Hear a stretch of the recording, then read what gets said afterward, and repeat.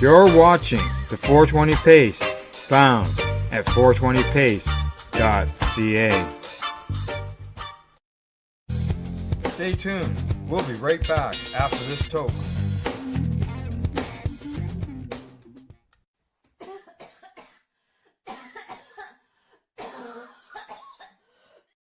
You're listening to the Pace Radio Network here at paceradio.net. The views expressed by the individuals during this broadcast are their own opinions, and they may not be the same as those of their group or other organizations they may be involved with. All medical advice during our broadcast is not a medical opinion and should be checked with your medical physician.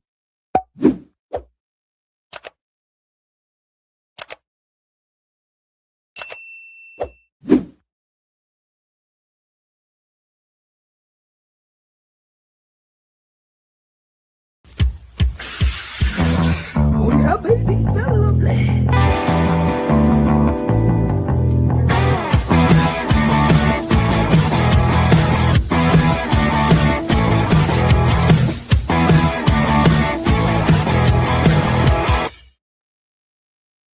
Good morning and welcome to Psychedelics and Cannabis Educational News for May the 25th.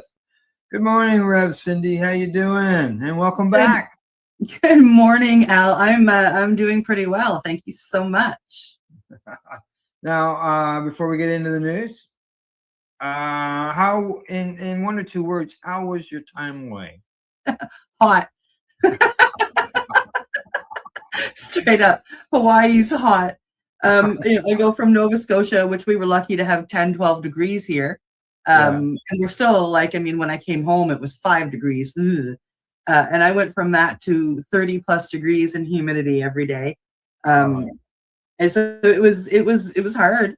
I will say though that, if I compare that to July here in Nova Scotia, the Atlantic coast does offer much more humidity. Like the heat of 30 degrees here in Nova Scotia is way different than the heat of 30 degrees in Hawaii. But going from, colder temperatures here, it was hot. It was hot. It was muggy. It took me a week to get used to it. But, in amongst getting used to it, I had some fun visiting some spots, and seeing some different things. I'd say the highlight was swimming with turtles. Swimming with turtles. And what was the most favorite thing you like to do every day? Every day? It was, sitting in the AC in my room straight up, because it was hot. But yeah, it was definitely interesting. When I got down there, I use cannabis for pain and anxiety. And, so when I got down there, CBD is 100% legal down there as long as it comes from hemp. And it's sold in, health food stores and pharmaceutical sections. And I went to a really cool health food store. And I had a wonderful chat with the lady that was working there. We talked about all the different products that were on the shelf. She was extremely knowledgeable when it came to the different cannabinoids. I ended up picking up some CBD gummies, 2 different kinds. One had extra CBG with them for the daytime to help with pain, and the other one was CBD plus CBN. And these cannabinoids work, and they work well together. Both were full spectrum products. I eventually, a couple of days later, again, hemp is perfectly legal there. So of course, we now know how to grow hemp and, grow it with THCA, high levels of THCA. So that was being sold legally at different cannabis shacks, literally just little trailer yeah, and they were all over the place, and they were done up with neon lights, and nobody bothered with it. So I was able to go down and get some hemp derived THCA flower. And I smoked that while I was there, and I gotta say it was pretty damn good. Everything I got burned clean. It worked well. And the high is a little bit different than the cannabis-derived THC. So THCA is just a little bit different than THC. But it was really, that side of it was really kind of neat. I was on a resort, and And for the most part, you couldn't tell that anybody was using it. Like when I was sitting on my deck in my room, you could smell it wafting from other people on their decks. But nobody used it down below in the resort. But as you were getting close to the edge of the resort, especially after dark, that's all you could smell. It was like being in Amsterdam, straight up. Like, I mean, everybody was smoking it in different places, and so it was very accepted down there. And it was a lot of fun. Like everybody that I talked to in the cannabis field was very knowledgeable, very kind, and it was a good experience. Because I know that we're a cannabis network, and some people might be curious about that. That's right, exactly. Don't give them an update what's going on, first-hand experience, just in case anybody is considering going to Hawaii, right? Yeah. Well, I would say there is a CBD by Vim and Vigor in the big Alamona Mall, which is a huge outdoor 3.5 level mall. That's just for the shops. And then there's another level with restaurants, like fancier restaurants besides the food court. And it was a great place. Like I said, the lady that was there was extremely knowledgeable. They had a section where they had Amanita muscaria products set up, from an Amanita vape to gummies to tinctures. So this health food store really did have everything legal that they could get, from supplements that we're used to, say from like a store that we would see up here, to all the CBD products and Amanita products and anything else that they could use, and super knowledgeable. And then the little cannabis huts were all over the place. There were three different companies that I found, and I did end up going to all three of them at different times just to chat with them. And again, very knowledgeable people. They knew their stuff. Yeah. And the best way, like if you go down to Hawaii and you go to one of these huts, ask them what they're smoking. Say, I want to buy what you smoke, and you'll end up with good product. Good stuff. Good tip. That's a good tip. All right. We have got 8 news stories for today. And you're up with the first one. Yeah, the first one is coming to us from CBC. And the article is Quebec raises legal cannabis age to 21. And the new age limit for Quebec cannabis won't stop use, says some 20-year-olds. Quebec became the first province in Canada to raise the legal age for cannabis from 18 to 21, and intermediately ignited debate over public health, personal freedom, and whether stricter rules actually protect young people. The law, introduced by Premier François Legault's coalition, the Avenir Quebec government, officially took effect on January 1st of 2020. Government officials argued the change was necessary because 2020, this is an old one that has popped up. It was my apologies. I'm jumping all over the place. January 1st, 2020. Government officials argued the change was necessary because cannabis can affect brain development in young adults. Quebec Junior Health Minister Lionel Carmont defended the move by saying the government wanted to protect young people from the harmful effects of cannabis. Under the law, adults aged 18 to 20 who can legally vote, join the military, sign contracts, and buy booze in Quebec were suddenly prohibited from legally purchasing cannabis. Critics argued the contradiction made little sense, especially given those same age groups statistically represented some of the highest cannabis consumers in the province. Opponents also warned the policy could backfire by driving young adults back towards the illicit market instead of regulated legal stores. Civil liberties advocates and cannabis reform groups argued that the legislation was supposed to reduce criminalization and improve safety, not recreate prohibition barriers for a specific age group. Quebec already had some of the strictest cannabis laws in cannabis. Including bans on home cultivation, tighter restriction on edibles and public consumption, which is funny because if you go to Montreal, the only thing you can smell is cannabis anywhere. Raising the age to 21 further separated the province from much of the country, where the legal age remains at either 18 or 19. And the debate surrounding the law still resonates today. because underneath the policy arguments sits a larger question that continues to follow cannabis legalization across Canada. At what point does protecting young people become restricting adults? And does pushing consumers away from the legal market actually make anyone safer? What do you think, Al? No, it doesn't make them any safer. And being of legal age at 20, and then all of a sudden you're being told that you're now breaking the law for something that you were legally able to do. And people aren't going to stop. They're already smoking cannabis while they were legal at that one point. They're not going to stop and wait until they're 21. No. And Quebec is according to the article too, they mentioned that the government never even promoted the fact that they upped the age. There wasn't a lot of promotion about it whatsoever. No. And it's, like in my travels across Canada, Quebec has one of the best, and I mean the best, Indigenous cannabis industries. Like, I mean, some of the Indigenous dispensaries when I was traveling through Quebec were just like flipping beautiful and amazing, and had knowledgeable people. All the, like the variety of products was, immense, right? Like anything that they could find in Canada, like they were there, and it was there, and they were selling, and really great people. So they have options. Yeah, there's options. So whether they buy illicit from the streets or go to the Indigenous stores, there's options. So I agree. Allowing them to smoke at 18, somebody turns 19, all of a sudden they're not allowed to smoke anymore, and they've been doing it legally for a year. Yeah, exactly. Yeah. All right, time for us to move on to the next story. This one is coming to us from City News.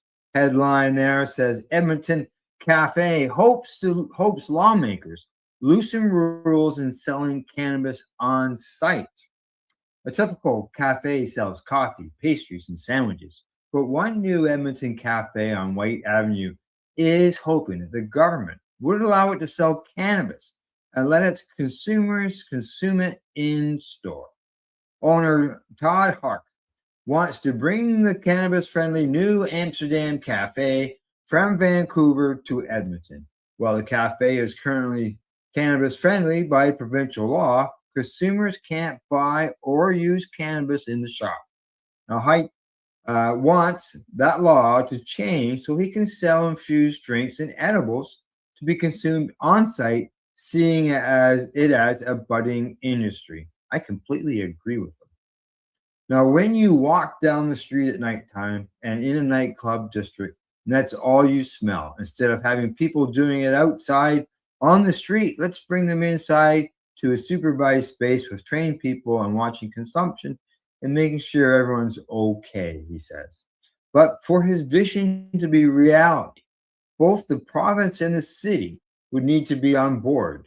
The Minister of Red Tape Reduction told City News, quite simple, cannabis consumption spaces, such as cafes or lounges, are prohibited, and at this time there are no plans to change this, noting that municipalities are able to create their own rules and restrictions on where cannabis can legally be consumed.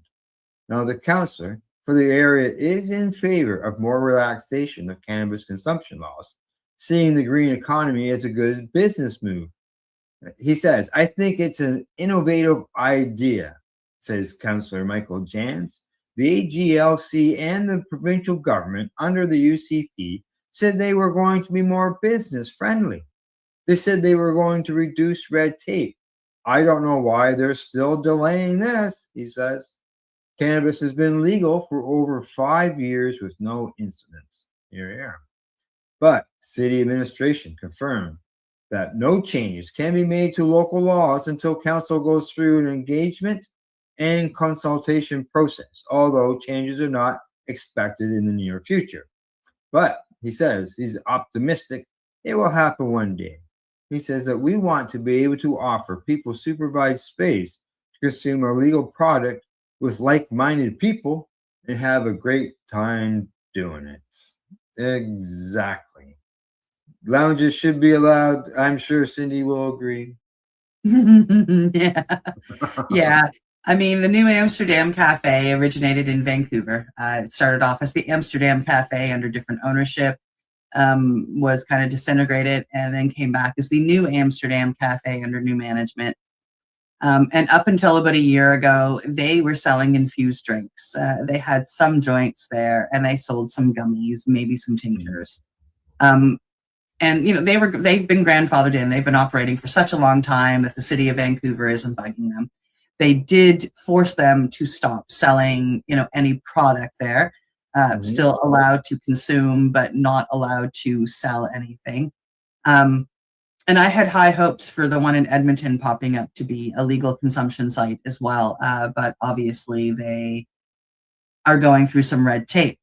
As you know, in Toronto, there is the Cafe Boardroom where they allow consumption, and they hold some events. I mean, I was at a comedy night there the last time I was in Toronto with Naomi, actually, and it was amazing.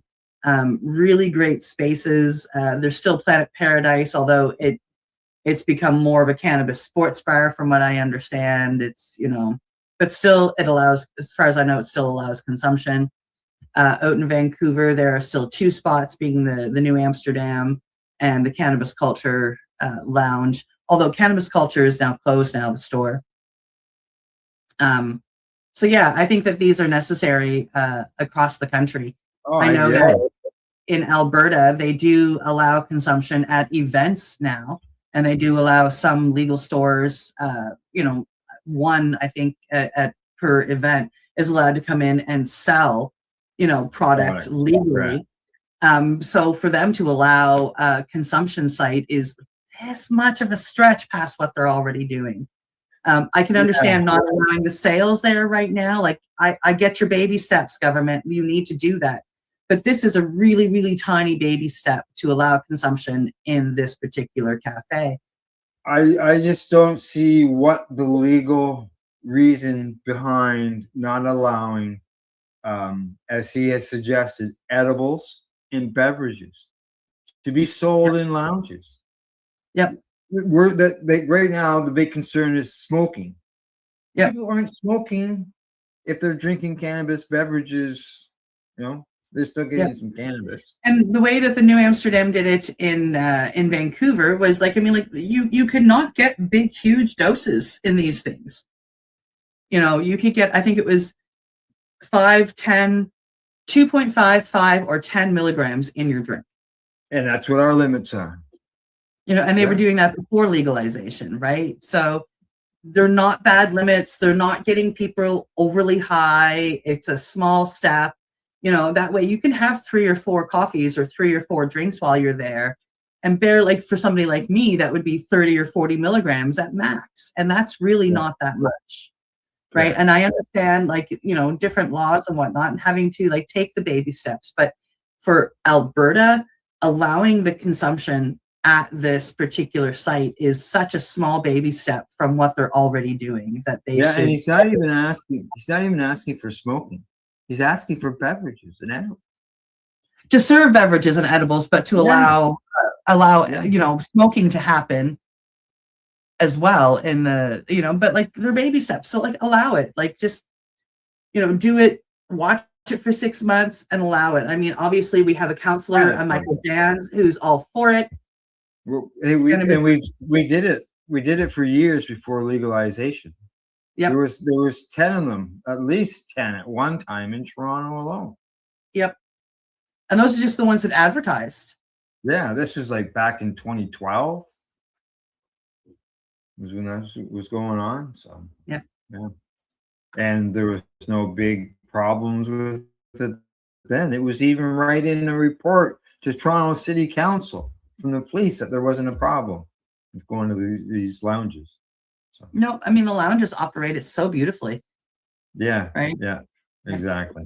All right, we should be moving on. I see we're getting a little long in the tooth here. Us? Never. All right, you're up. Okay, next story is coming to us from Marijuana Moment. Democratic lawmakers pushed Trump to release federal cannabis prisoners as a follow-up to rescheduling. As momentum grows around cannabis reform in the United States, some lawmakers are now asking a deeper question. If the government acknowledges cannabis has medical value, why are people still sitting in prison over it? According to Marijuana Moment, a group of my cat's yelling in the background. A group of Democratic lawmakers are urging President Donald Trump. Isn't that interesting that that's how they put it? President Donald Trump to support the release of federal cannabis prisoners following the federal government's move towards cannabis rescheduling. The push comes after recommendations to move cannabis from Schedule 1, the same category as heroin, to Schedule 3 under U.S. federal law. The change would represent a major symbolic shift, officially recognizing accepted medical use. But critics say rescheduling alone doesn't address the human cost of decades of prohibition. Lawmakers argue that if cannabis is no longer considered among the most dangerous substances in federal law, continuing to incarcerate people for non-violent cannabis offenses becomes increasingly difficult to justify. Advocates have long pointed to the contraindication at the center of modern cannabis policy. Billion-dollar cannabis corporations now operate legally in many states, while others remain behind bars for actions tied to the same plant. One supporter of reform described it bluntly: you cannot claim the system is changing while leaving people buried under the old system. The debate also highlights how cannabis reform in the U.S. is evolving beyond legalization itself. Increasingly, the conversation is turning towards expungements, resentencing, restorative justice, and whether governments are willing to repair harms caused during the drug war era that they caused. For many advocates, legalization without release is only half reform. Well, I kind of agree with the advocates there, Al. Yeah. You legalize it, but yet you still got people in jail for it. Now, I was a little bit confused in the beginning when I had seen the headline, because I know that Joe Biden, he let federally people who were in jail for possession of cannabis, he let them go. But I see this is to go beyond that. This includes, they say that there's 3,000 people that are still federally incarcerated for cannabis trafficking offenses. And they want those people to be released. Absolutely, and they should. Yeah. So it'd be interesting to see what happens. But yet, cannabis, it's still Schedule 1. They haven't finished the process yet. So yeah, that may have to wait until after. But I mean, it would be a great show of support for his own idea to then push forward the expungement for these people. Yeah. Oh yeah, for sure. This is just another stop, right? So. Yeah. All righty. Next story. This one's going to be coming to us from Marijuana Moment. And the headline on it says, federal judge dismisses anti-marijuana group's lawsuit challenging Medicare hemp coverage program. A federal judge has granted the government's motion to dismiss cannabis legalization opponents' lawsuit challenging a new Trump administration initiative to cover up to $500 worth of hemp-derived products each year for eligible Medicare patients. The program, being implemented by the Centers for Medicare and Medicaid Services, focuses largely on CBD, but also allows a certain amount of THC in products. It's not much, believe me. Now, Judge Trevor McFadden ruled on Friday that prohibitionist groups and activists led by SMART, which is Smart Approaches to Marijuana, as well as cannabis-focused biopharmaceutical corporation, MMJ International Holdings, as its subsidiaries, have not established standing to bring this case. At the outset, the court notes that it need not tackle the bulk of questions that plaintiffs raise in their questions, McFadden wrote. He goes on to say that this is because plaintiff's case suffers from a fatal flaw, the failure to establish Article 3 standing to bring their claims. The court addresses only this jurisdictional hole and will dismiss the entire suit and deny plaintiff's motion for a preliminary injunction as moot. Now, in April, lawyers for Health and Human Services Secretary Robert F. Kennedy Jr. and CMS Director Melmet Oz filed a brief saying that the anti-cannabis organization that filed the suit against Medicare hemp coverage policy did not have standing to bring the case. The judge has now agreed to that. He says that no organization plaintiff shows enough for an injury. In fact, McFadden says, and he goes on to say that all claim that they diverted resources in response to the BEI's implementation, but none established that such resource diversion interfered with its core activities or prevented it from pursuing its true purpose. When it comes to the company MMJ and its subsidiaries, the judge said it is not a direct and current competitor with anyone selling hemp to Medicare beneficiaries. In short, MMJ has no product on the Medicare beneficiary market and no sense of when it may, he says. Beyond the advocacy organizations, the case involves individual plaintiffs, including anti-cannabis lawyer David Evans, who claims he had standing to challenge the new Substance Access Beneficiary Engagement Initiative as a Medicare recipient. But the federal agencies reject that argument.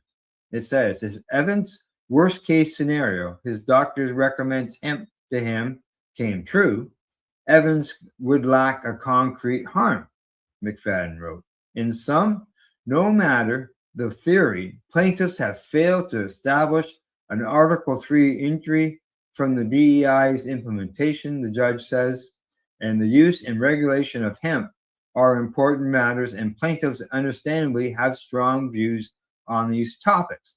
But while they may not like the BEI, they have not been injured by it. The case will thus be dismissed for the lack of subject matter jurisdiction.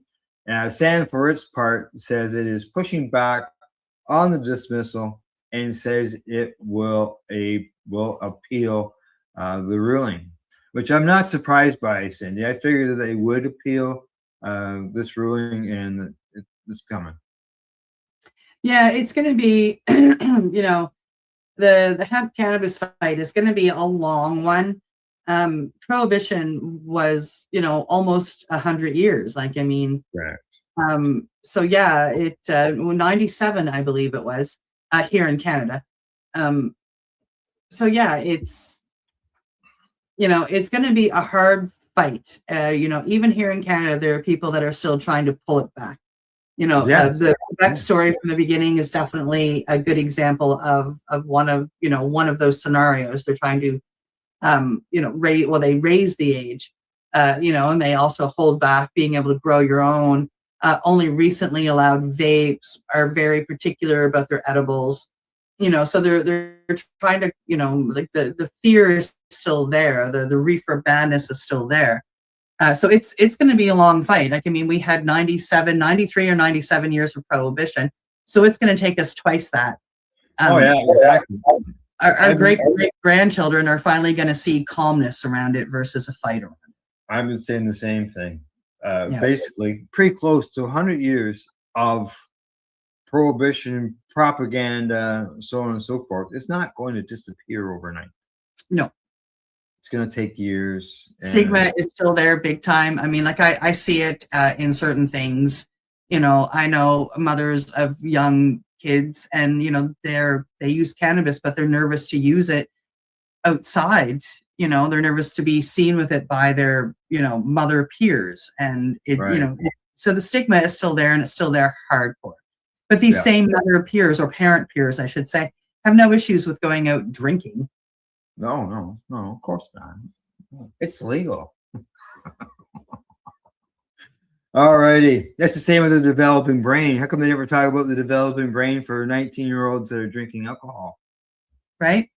You never hear that, but you hear all about the cannabis, don't you? Oh, yeah. Yeah.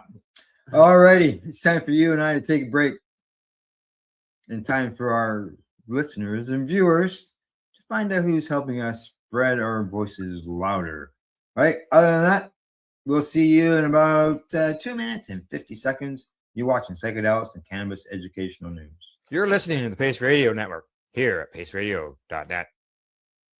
Camelford Lifestyle Shop. Open Monday to Friday from 10 till 7 p.m. or by chance. Check out our flags, our t-shirts, plus our hats. And look of that supply of rolling papers, plus much more. We've got bongs and your favorite herbal vaporizers. Look at all the incense we have, as well as for those who collect knives, check out these knives in our collection. And while you're here, stop in to see Shay at the piercing room, where you can get poked by Shay. Daily deals, check them out. Camelford Lifestyle Shop, 17 Bridge Street West, Camelford, Ontario. What do you find at paceradio.net? People advocating cannabis education. I'm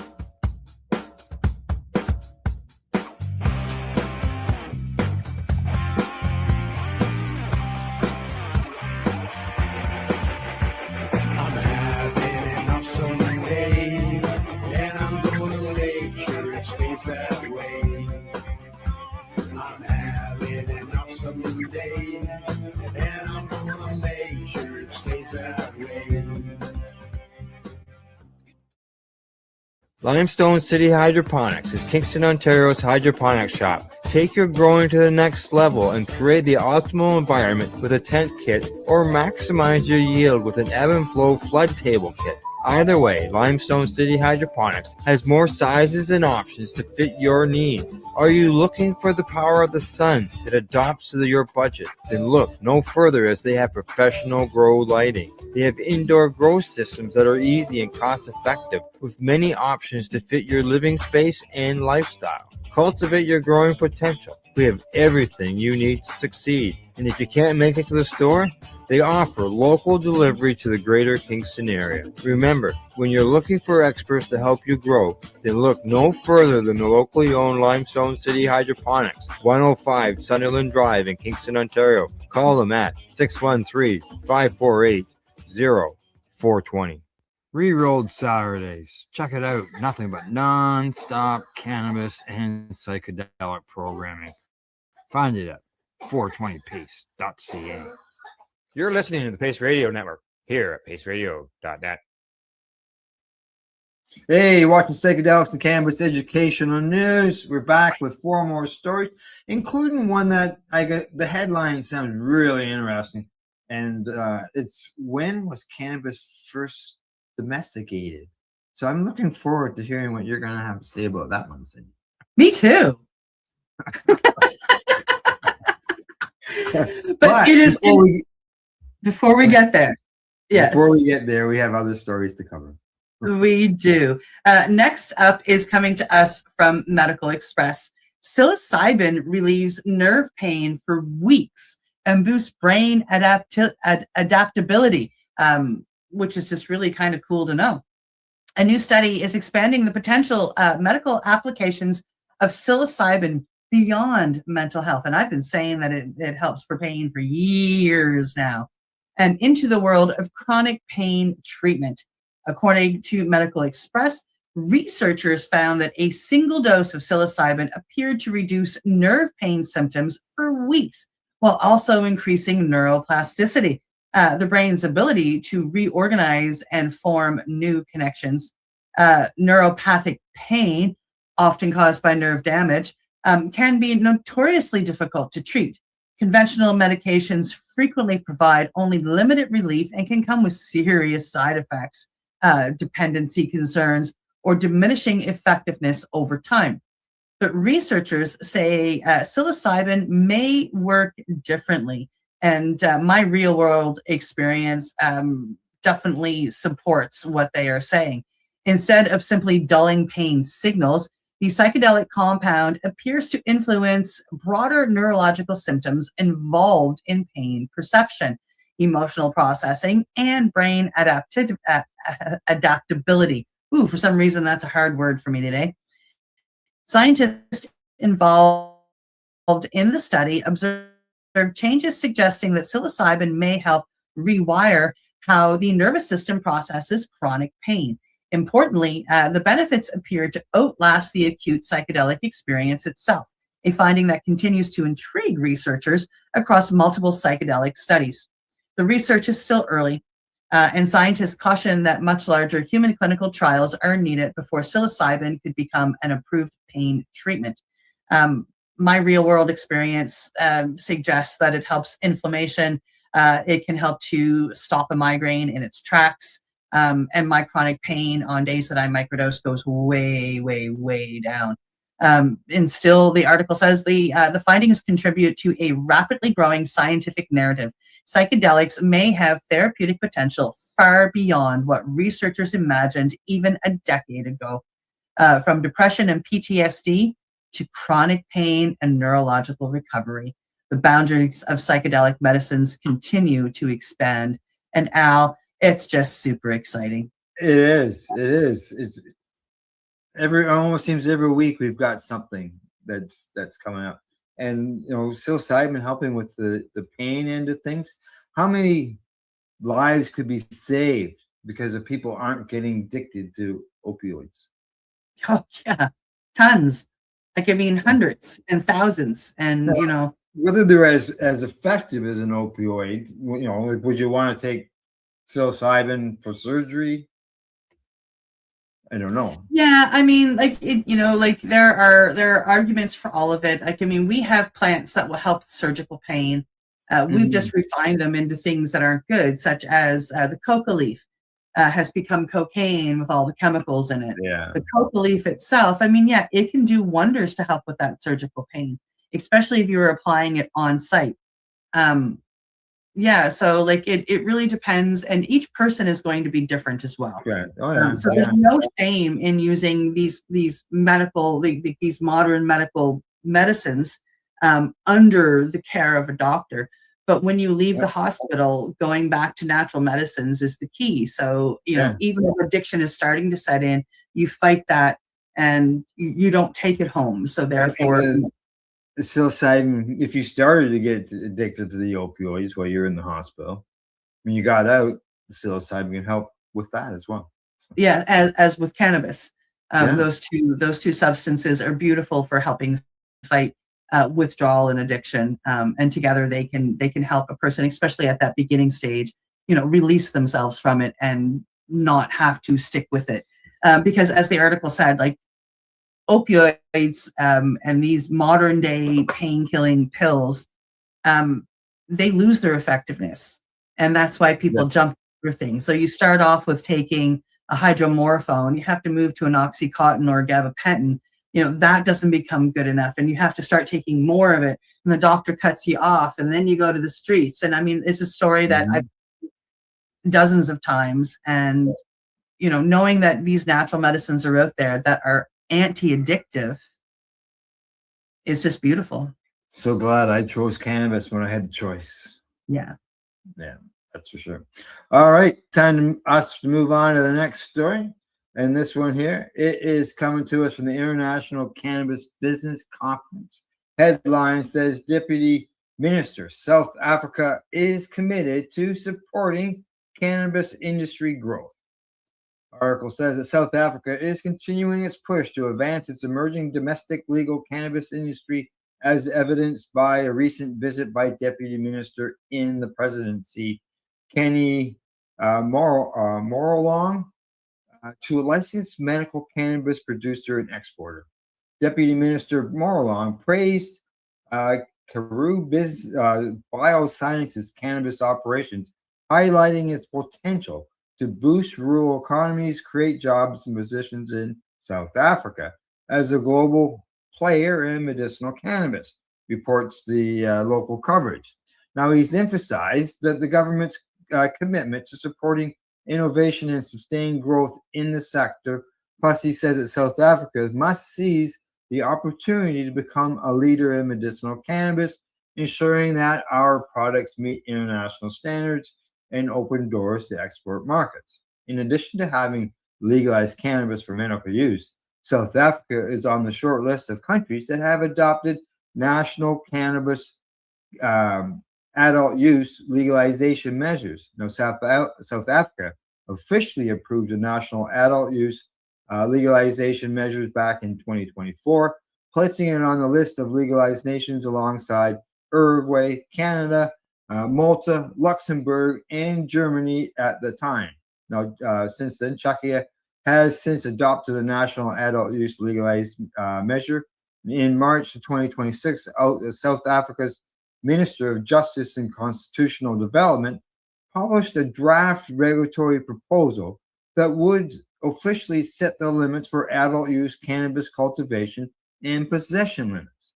The proposed regulations would involve the following: setting a cannabis cultivation limit at 5 cannabis plants at a private residence at any time, regardless of the plant size or strain.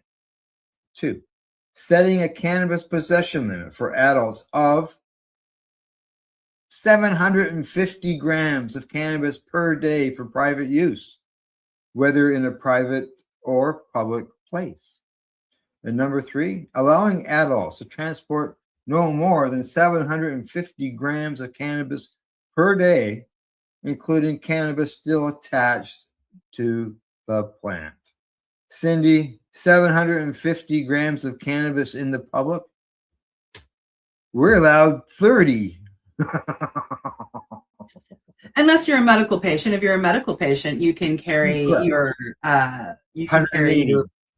your prescription up to 180. Yeah. Yeah. Well, that's the 150 for your prescription, 30 for your recreational for 180. But they're allowing 750. Yeah, for recreational, for their That's adult like a pound use. and a half. 5 cannabis plants at a private residence, Yeah. We're at 4. which is pretty close. Yeah. Yeah. Yeah. The And that was mind you, straight up, like, why do I need 750 grams of cannabis per day? I mean, don't. I'm really happy at the big numbers. That's basically saying, carry whatever the frig you want. Yeah. But like, that's a lot of cannabis That's for. almost like almost quite, not quite, but an idea of an unlimited. Yeah. Yeah. Interesting. For sure. But that could allow, I don't know. They didn't mention anything about being able to grow your cannabis somewhere else. To say you lived in a condominium. You don't have a spot to grow your cannabis, so you grew it at another residence of somebody else who didn't consume cannabis. So they wouldn't be growing any. So you grew your cannabis on that person's property, and then you got to transport it home. You got to take it home. So now you can take it home at 750 grams per time, right?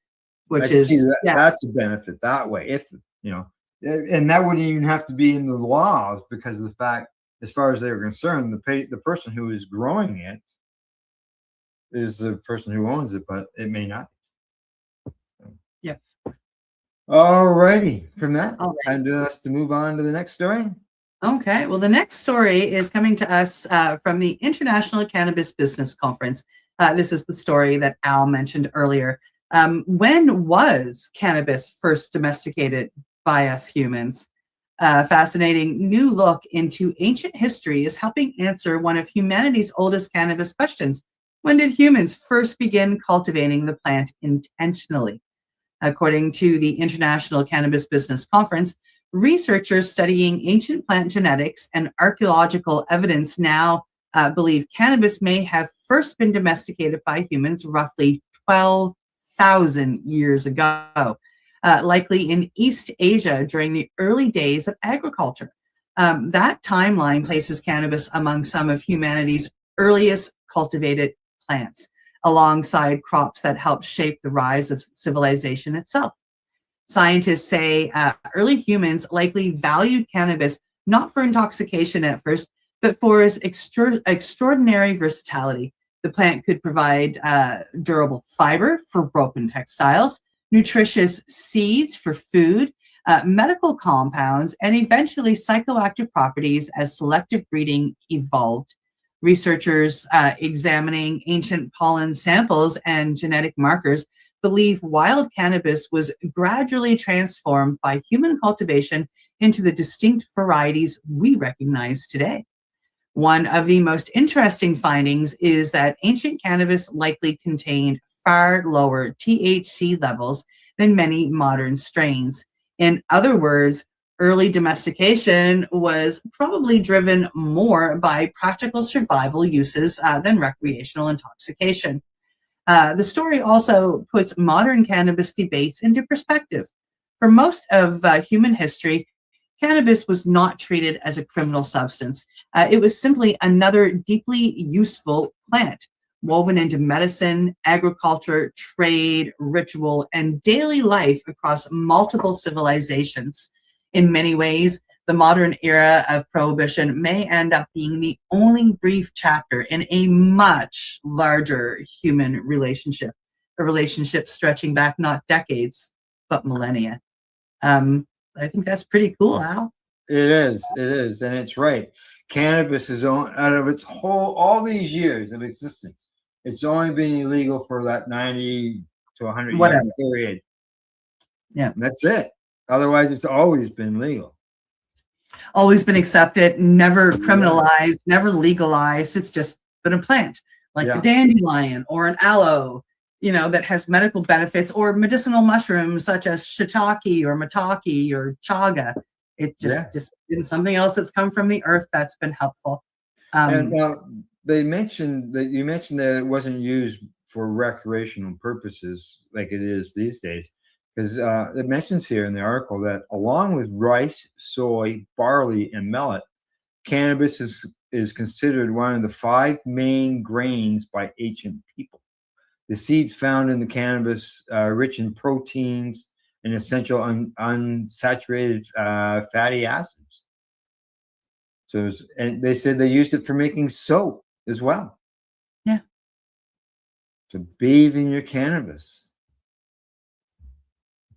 And, it's got antibacterial properties as well. So that's, that would help with the soap. So interesting. There you go. Yes. Alrighty, we got one more story to go. Anything else you want to mention on that? No, I think I'm good.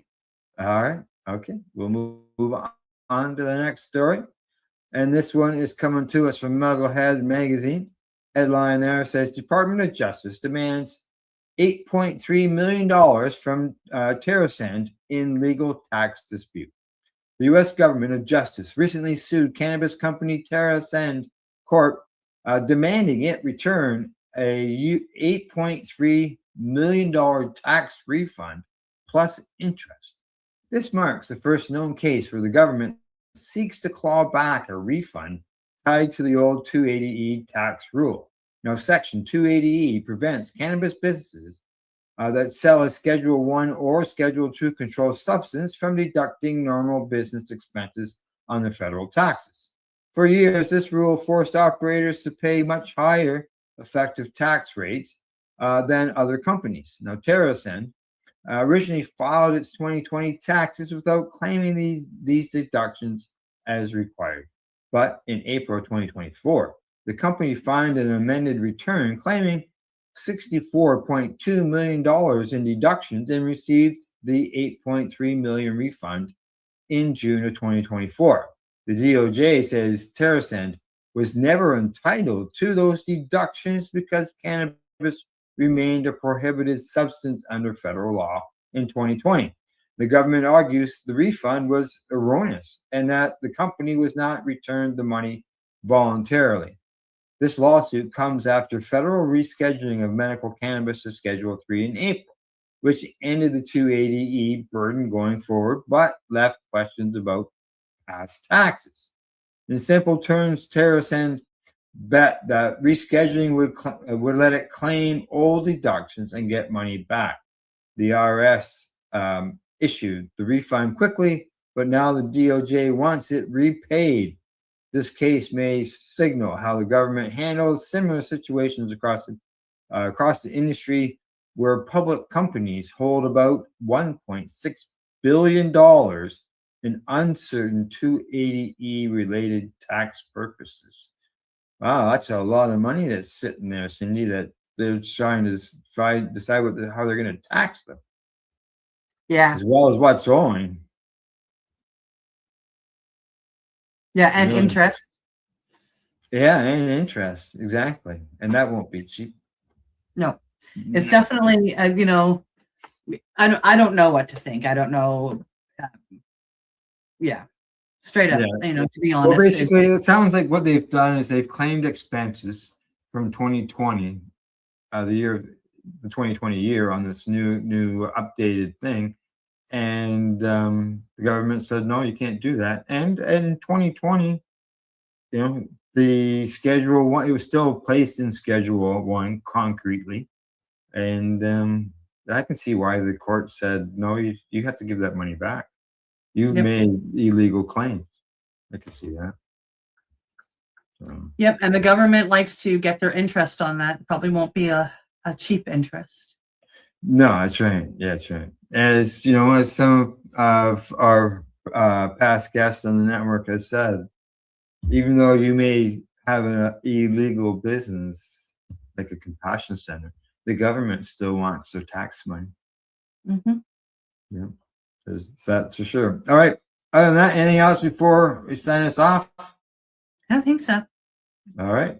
Other than just let everybody know that any of these stories, if you want any further information on them, you can find them on our Facebook page. The full articles are there for everybody to go through. But other than that, thanks for tuning in to the broadcast, and thanks to our sponsors, Limestone City Hydroponics.ca, the Campbellford Lifestyle Shop, as well as at ease.ca. And we will see you on Thursday morning at 10 a.m. Eastern. And as I always say, don't forget to educate, medicate, and do not incarcerate. You're listening to the Pace Radio Network here at paceradio.net. The opinions of the individuals during this broadcast are their own and may not be the opinions of their group or other organizations they may be involved with. All medical advice during our broadcast is not a medical opinion and should be checked with your medical physician. Enjoy the buzz of legalization with Campbellford Lifestyle Shop. From lights to plant nutrients, books, consumption accessories, and more, we've got all your basics to grow or consume cannabis. Visit our info center or take a look at our piercing services and body jewelry, now available in-store through Campbellford Lifestyle Shop, 17 Bridge Street West, Campbellford. Limestone City Hydroponics is Kingston, Ontario's hydroponics shop. Take your growing to the next level and create the optimal environment with a tent kit, or maximize your yield with an ebb and flow flood table kit. Either way, Limestone City Hydroponics has more sizes and options to fit your needs. Are you looking for the power of the sun that adapts to your budget? Then look no further, as they have professional grow lighting. They have indoor grow systems that are easy and cost effective, with many options to fit your living space and lifestyle. Cultivate your growing potential. We have everything you need to succeed. And if you can't make it to the store, they offer local delivery to the greater Kingston area. Remember, when you're looking for experts to help you grow, then look no further than the locally owned Limestone City Hydroponics, 105 Sunderland Drive in Kingston, Ontario. Call them at 613-548-0420. We are people advocating cannabis education here at paceradio.net.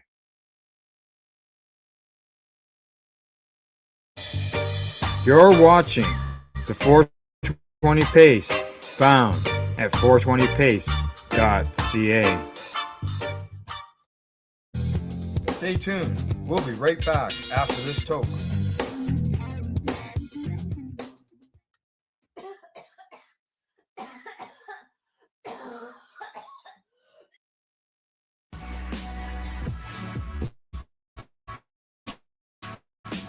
Tune in Fridays at 7 p.m. Eastern Time on 420radio.ca.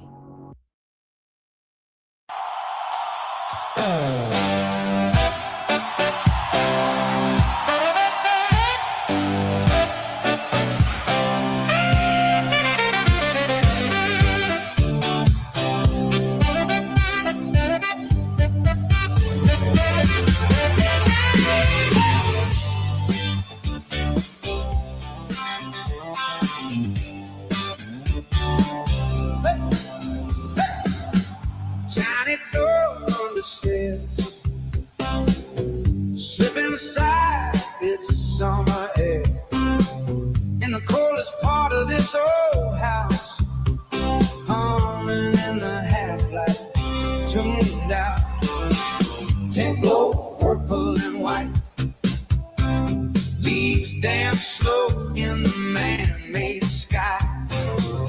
Fans whisper like they're telling me, keep it moving, keep it easy.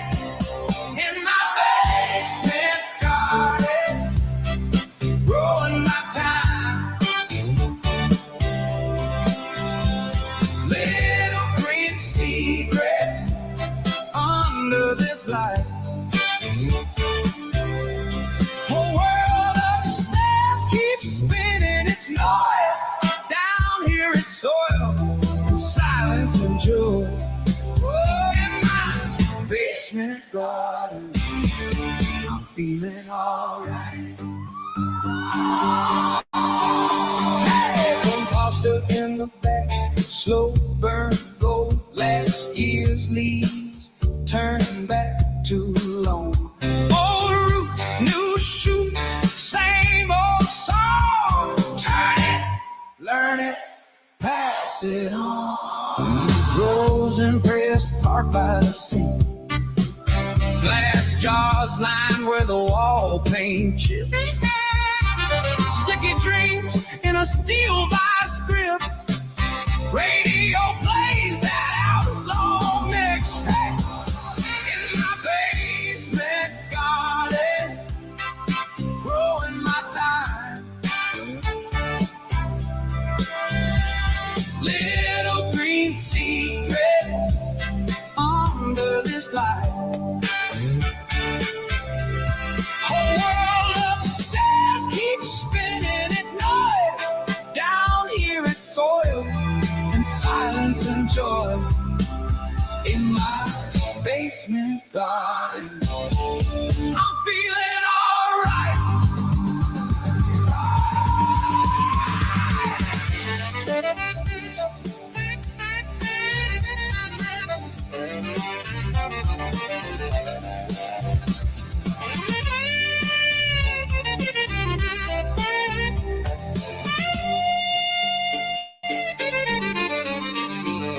Supplies on the shelf like a tiny store. Filters, bags, and a busted old torch. Hand smells strong, heart feels clean. Only place I let myself breathe. In my basement garden, growing my time. Little green secrets under this light. Whole world upstairs keeps spinning its noise.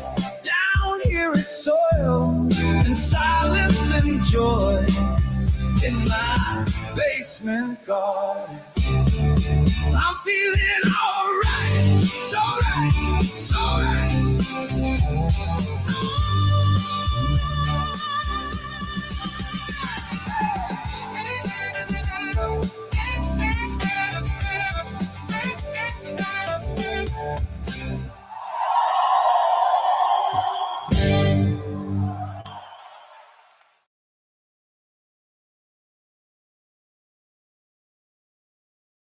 You're listening to the Pace Radio Network here at paceradio.net.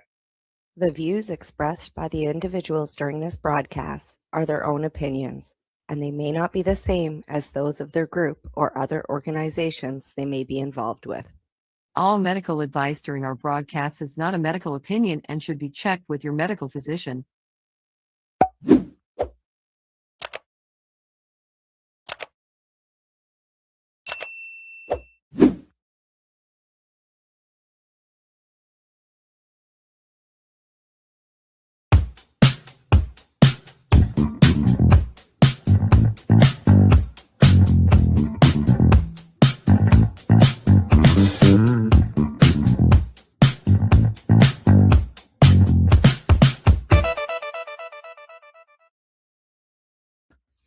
Good day and welcome to the Mushy Moment for Tuesday, May 26th, 2026.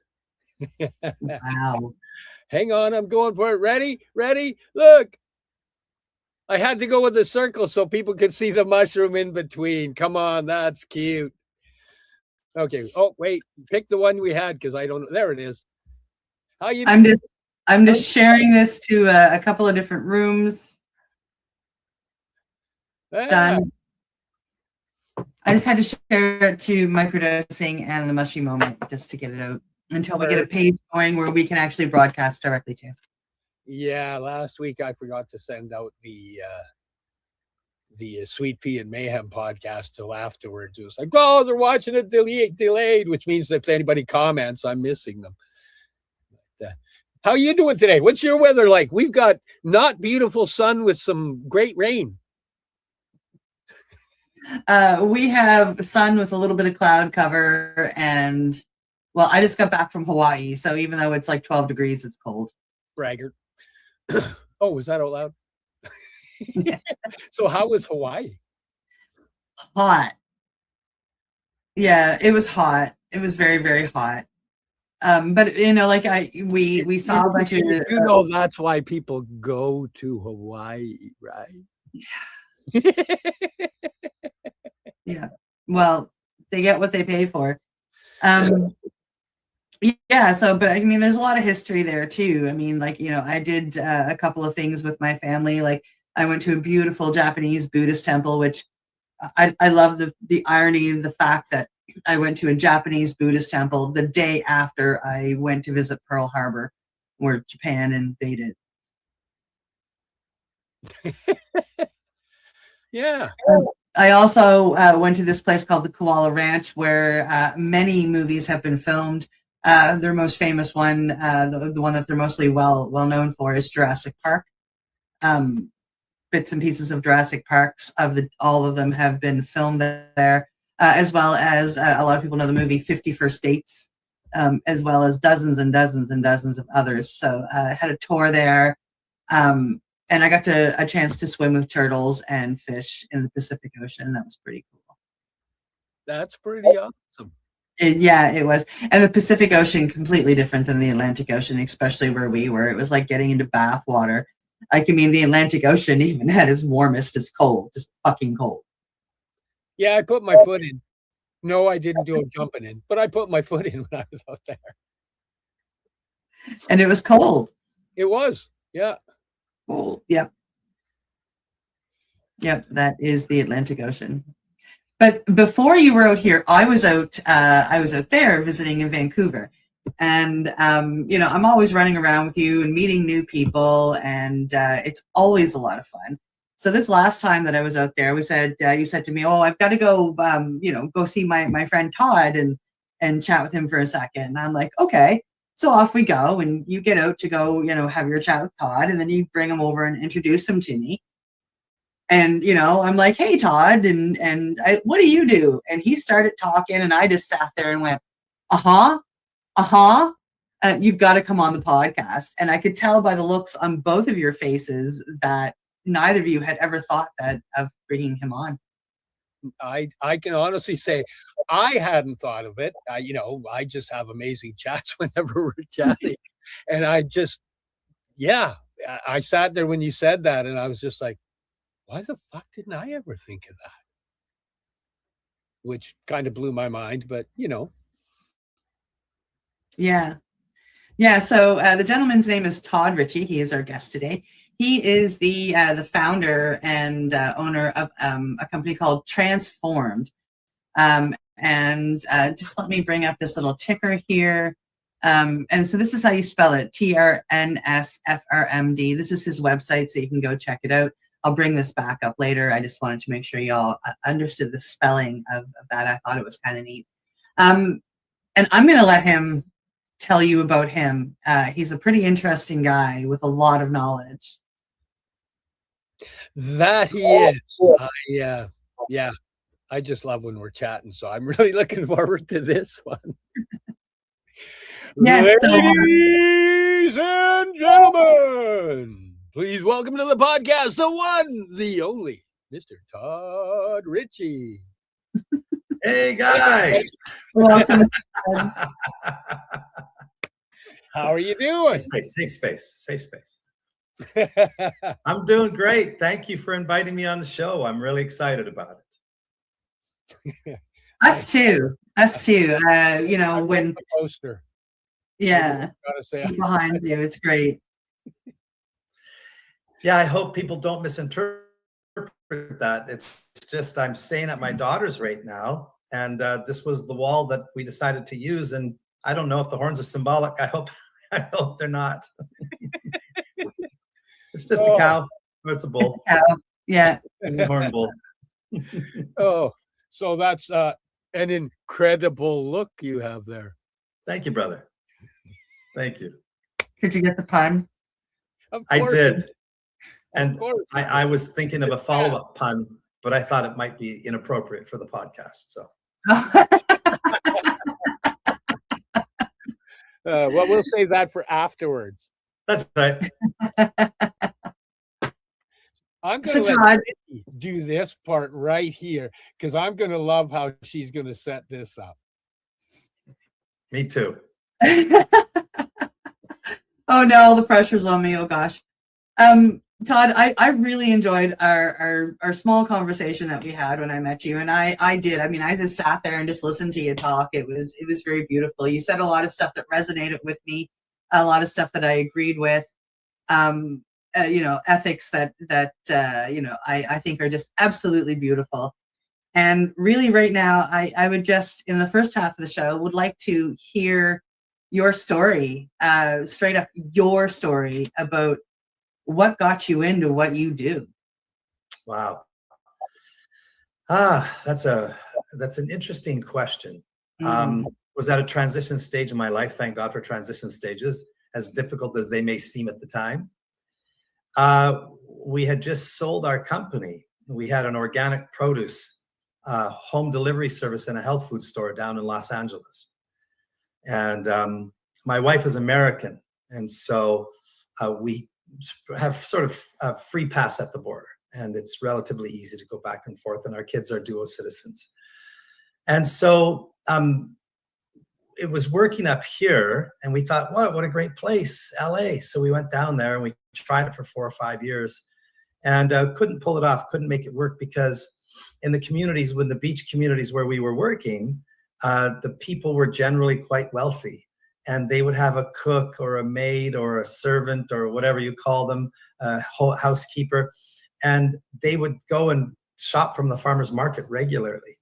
And so it was difficult for us to keep regular clientele. And so it was a constant sort of going out, marketing sales to keep our base up. And so we sold the company, and happenstance, I had a friend who knew the owner of a drug and alcohol rehab. And they were looking to hire and train him as an interventionist. And so he was describing what they wanted him to do.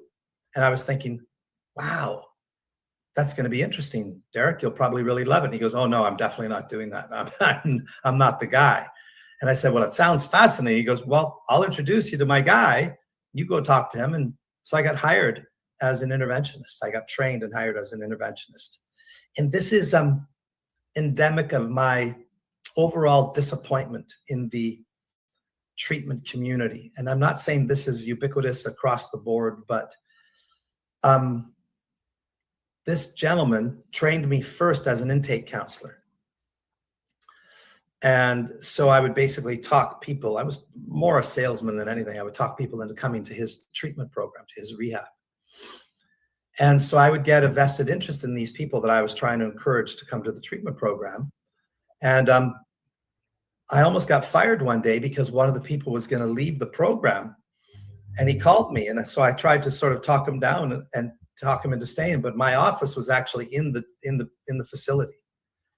And so I left my office to go talk to him to keep him to stay there. And I almost got fired. And they said, you're not trained, you can't do that. But what I found out later was that that was a part of the business model. They called it a retread. So if somebody paid their $17,000 to go there initially for the month, and like 25% of them would leave within the first 5 days. And so then they would get to charge them another amount, another $10,000 or something to come back again. That was the penalty for leaving and coming back. And I thought, well, that's disgusting. And so I was already had a bad taste in my mouth with the industry. And even the marketing was manipulative. And so I said to him, look, I have no interest in doing this intake counseling thing. I don't feel good about it. He goes, all right, well, I know you came here to get trained as an interventionist. Sit down. I sat down on his desk, and I'm not exaggerating. He explained what I'm supposed to do for 5 minutes and gave me my first contact number. You're trained now. That's it. Here's the number. Life and death scenario, somebody near overdose and suicide, and he gives me their number after 5 minutes explaining what to do. And so I did a couple of interventions. The very first intervention I did, I was so stressed because I was so attached to the outcome. I loved the family, and they were in such dire straits. And I remember when the kid agreed to go to rehab, I went out in my truck and I burst into tears. Just from the, whew, I can let my guard down now. It happened. It worked. He's going. And then over time, I learned the abysmal success rates for these rehabs, that I was really probably doing them no favors. Maybe giving the parents a reprieve, that they had a month that they could relax and breathe, that the kid wasn't going to die, hopefully. But that the success rates were somewhere between 3% and 17%, depending on the studies that you believe. And so they're going to spend $20,000 through a 3% or 17% success. And even the term success was based on a certain criteria that was a meaningless metric, to be honest. And so I said to myself, I am going to develop my own intervention model. And I'm going to base it on love. I'm going to base it on compassion. I'm going to base it on spiritual premises. I'm going to base it on hope and understanding and empathy. And I'm going to get people back together instead of using coercion and threats to make them go to rehab as a part of a money play. And so I did. I spent a couple of weeks, and I just used all of my sales history, which is about motivating people to do things. And I had a lot of sales experience, from a stockbroker to a door-to-door vacuum cleaner salesman to a door-to-door encyclopedia salesman to you name it. I had a lot of sales experience. And then with my own company, we went door-to-door to sell these home deliveries of organic produce. And so I used that combination of my spiritual knowledge and my spiritual reading and my sales experience, and I developed my own model. And my first 13 interventions were successful. But what was more exciting is that not all of them had to go to rehab, that they went through a transformation. And what I would do is I would reconnect them with friends and family.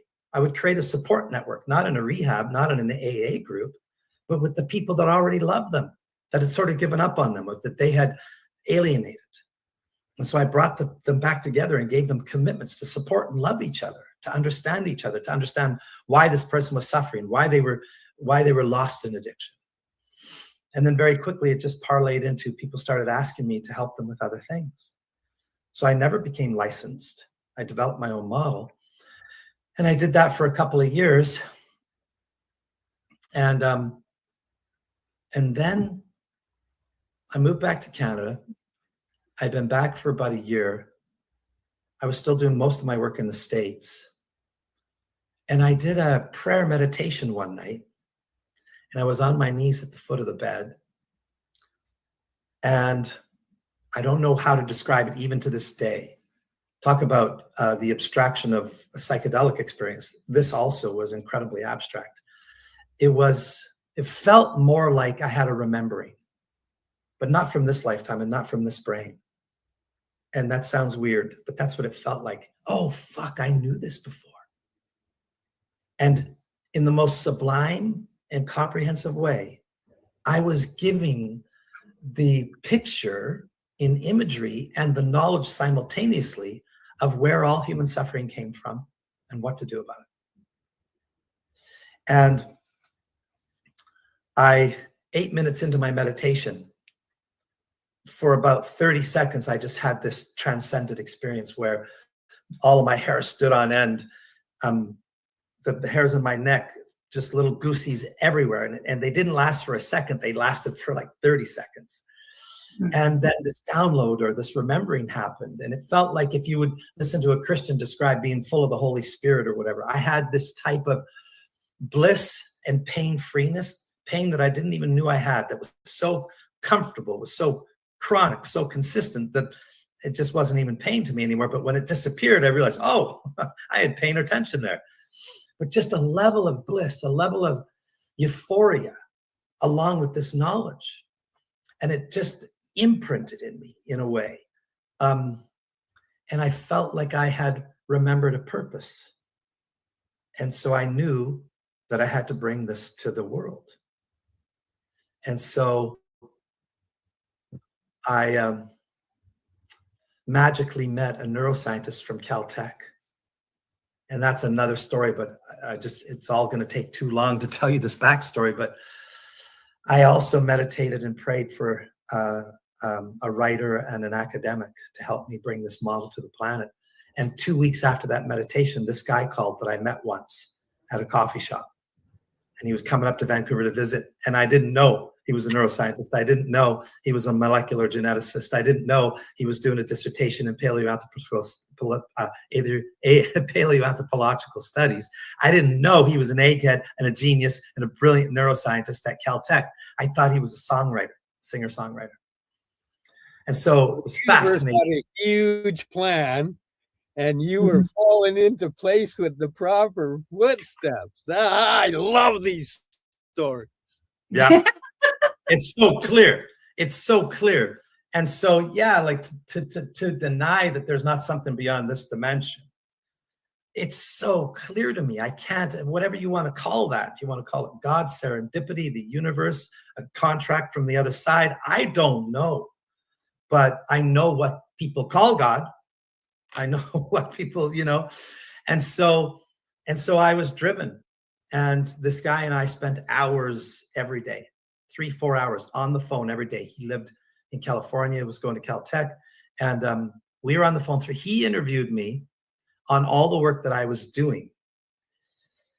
He asked me everything that I knew about this download, about this remembering. And he was so intelligent, because what had happened is parts of the remembering disappeared in the periphery. And I held on to the seminal core ideas. And as he would sort of interview me and took 15,000 pages of notes, 15,000 pages of notes. Wow. And so, long story short, we worked together for 11 and a half years.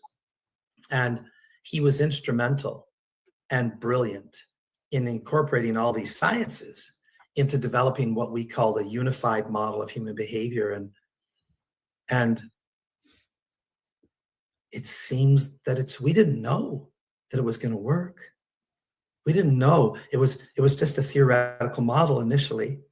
And then I came up with the therapeutic applications. And then I applied it first to substance abuse disorder. And then I applied it to eating disorders. Then I applied it to OCD. Then I applied it, and then I applied it, and then I applied it to depression, anxiety. And because the core mechanism that we discovered is the foundational missing link that is implicated in what we say is almost all modern day dysfunction. Call it pathology, call it disease, call it whatever you want. We discovered the missing link. And so it was a veritable paradigm shift. So we submitted 2 peer-reviewed submissions, and both got rejected because it was so fundamentally different than what the mainstream medical model or addiction model was doing. A paradigm shift doesn't get adopted easily by science. I mean, science might be the best process that we have for moving us closer to truth, but it's a slow, arduous process. There's a lot of inherent resistance to new ideas, especially something so transformative. And so it's been a long journey. And I believe now, more than anything, that a part of my contract in bringing it forward is that I must raise my vibration, raise my frequency. I need to resonate at the same frequency as the model. And I'm not there yet. And this will only be ubiquitous. This will only be a global healing bomb for the world. This will only become the actual transformation of that paradigm when I believe that I actually get to where I'm supposed to go. And so I've been through a lot of challenges, and I look at each one of those challenges as a gift, because each one of them potentially can fracture me in a way where I can remember some truer part of me, where I can expose a blind spot, where I can heal, be revealed, and remember completely who I am so that I can birth this model. And I feel like when there's coherence, that the paradigm will be accepted. So that's where I am right now. Wow. Interesting. Interesting. Because it's a slow, steady, walk without letting the beating that will be thrown at you for throwing out a new paradigm, without letting that beating beat you down. Yeah. That's pretty intense. Because we looked for your book and whatnot, and it's not actually that easy to locate. And it's like, oh, that's interesting. But like you say, with science and in science, there's already a cash flow. There's a way the cash flows within all of the areas that you publish your studies, etc. And when you try and make things look, just not even go another direction, but look in another direction, it's like, no, the flow's over here. So it's I can see that it's, well, it already has been. How old is the book now? The book we published the first book was 2007, second book of 2010. So almost 20 years, the first book. And I would have to say your expectations of what was going to be revolutionized with the book, as opposed to where you stand. What is the difference between what you thought was going to happen as to the reality that transpired? Okay, so just let you know, you have 6 minutes before we go to break. So, Okay, that is fast. Yeah, it's such a good question, Steve. Well, you're both sides of the fence. There's this part of you waiting for more validation, going, each person that receives profound healing that is way beyond what traditional modalities are providing, where they're dealing with symptoms and allowing people to manage their pain better for the rest of their life. My model was facilitating what looked like, they weren't miracles to me, but what people were calling miracles. And so there was things that would get in the way in the beginning. Like, here you are, you're facilitating healing that nobody expects, And so one of the first challenges you have is this maybe like this Christ complex. No, you catch yourself and obviously you're not, but wow, at least this model has Christ potential. Do you know? and I'm the facilitator and birthing this model. Like it was given to me. It was for me to share, And so, yeah, were there times where I knew inevitably, like I knew, and I still know the model is inevitable. Its birthing is inevitable. It's just the when. And as you go year after year after year after year, and you feel like there's moments where you gain momentum and some big person's coming along and saying, I'm going to help you take this model to the world. And then it doesn't pan out or they disappear. And you could attribute it to a million different things. But so, yeah, there's the ego part of me that says, hey, this is going to be global. And John and I are going to be famous for helping create and develop the next quantum leap forward in the understanding of human behavior. And then there's the grounded sort of authentic part of you that just says, oh, wow, we've got to help people. And I'm bearing the responsibility where I've got this fucking gift that changes lives, but I'm helping one life or one family at a time. And it's a psychoeducational model. And that matters because it's not a therapeutic model. What it's psychoeducational means it's related to the coherence of the model itself, but also related to the understanding of the mechanism and the missing link as it can be self-applied, that when people understand this, they can just start healing themselves and nobody needs credit. They'll just be given the tools and the insight to understand how to interpret and experience things and respond differently so they'll be able to remember who they are, not even heal themselves. They'll discover that they were never broken. And then become the embodiment of that glorious manifestation of the remembering of who they are. I remembered who I was when I was given the model. And essentially, if I take all the brain science out, that's what I'm helping people do, is just remember who they are. It's beautiful. Wow. Yeah. That's freaking awesome. I'm looking forward to the second half. But at this point in time, we're going to take a break, go see some ads from our sponsors, which I might even be one. But we'll be right back after this short break. Please join us again. We are people advocating cannabis education here at paceradio.net. Limestone City Hydroponics is Kingston, Ontario's hydroponics shop. Take your growing to the next level and create the optimal environment with a tent kit, or maximize your yield with an ebb and flow flood table kit. Either way, Limestone City Hydroponics has more sizes and options to fit your needs. Are you looking for the power of the sun that adapts to your budget? Then look no further, as they have professional grow lighting. They have indoor grow systems that are easy and cost effective, with many options to fit your living space and lifestyle. Cultivate your growing potential. We have everything you need to succeed. And if you can't make it to the store, they offer local delivery to the greater Kingston area. Remember, when you're looking for experts to help you grow, then look no further than the locally owned Limestone City Hydroponics, 105 Sunderland Drive in Kingston, Ontario. Call them at 613-548-0420. Rerolled Saturdays. Check it out. Nothing but non-stop cannabis and psychedelic programming. Find it at 420pace.ca. Enjoy the buzz of legalization with Campbellford Lifestyle Shop. From lights to plant nutrients, books, consumption accessories, and more, we've got all your basics to grow or consume cannabis. Visit our info center or take a look at our piercing services and body jewelry, now available in-store through Campbellford Lifestyle Shop, 17 Bridge Street West, Campbellford. Are you looking to get your medical cannabis grow license?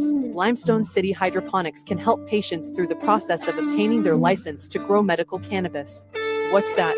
You don't have a doctor. If you meet the medical criteria, Limestone City Hydroponics has a nurse practitioner who can assess and provide medical cannabis prescriptions. What are you waiting for? Contact Limestone City Hydroponics at limestonecityhydroponics.ca or call them at 613-548-0420.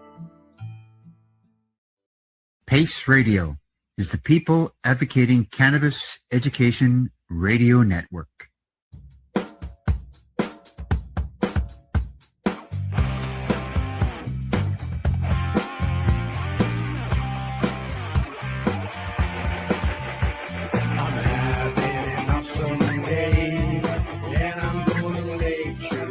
stays that way.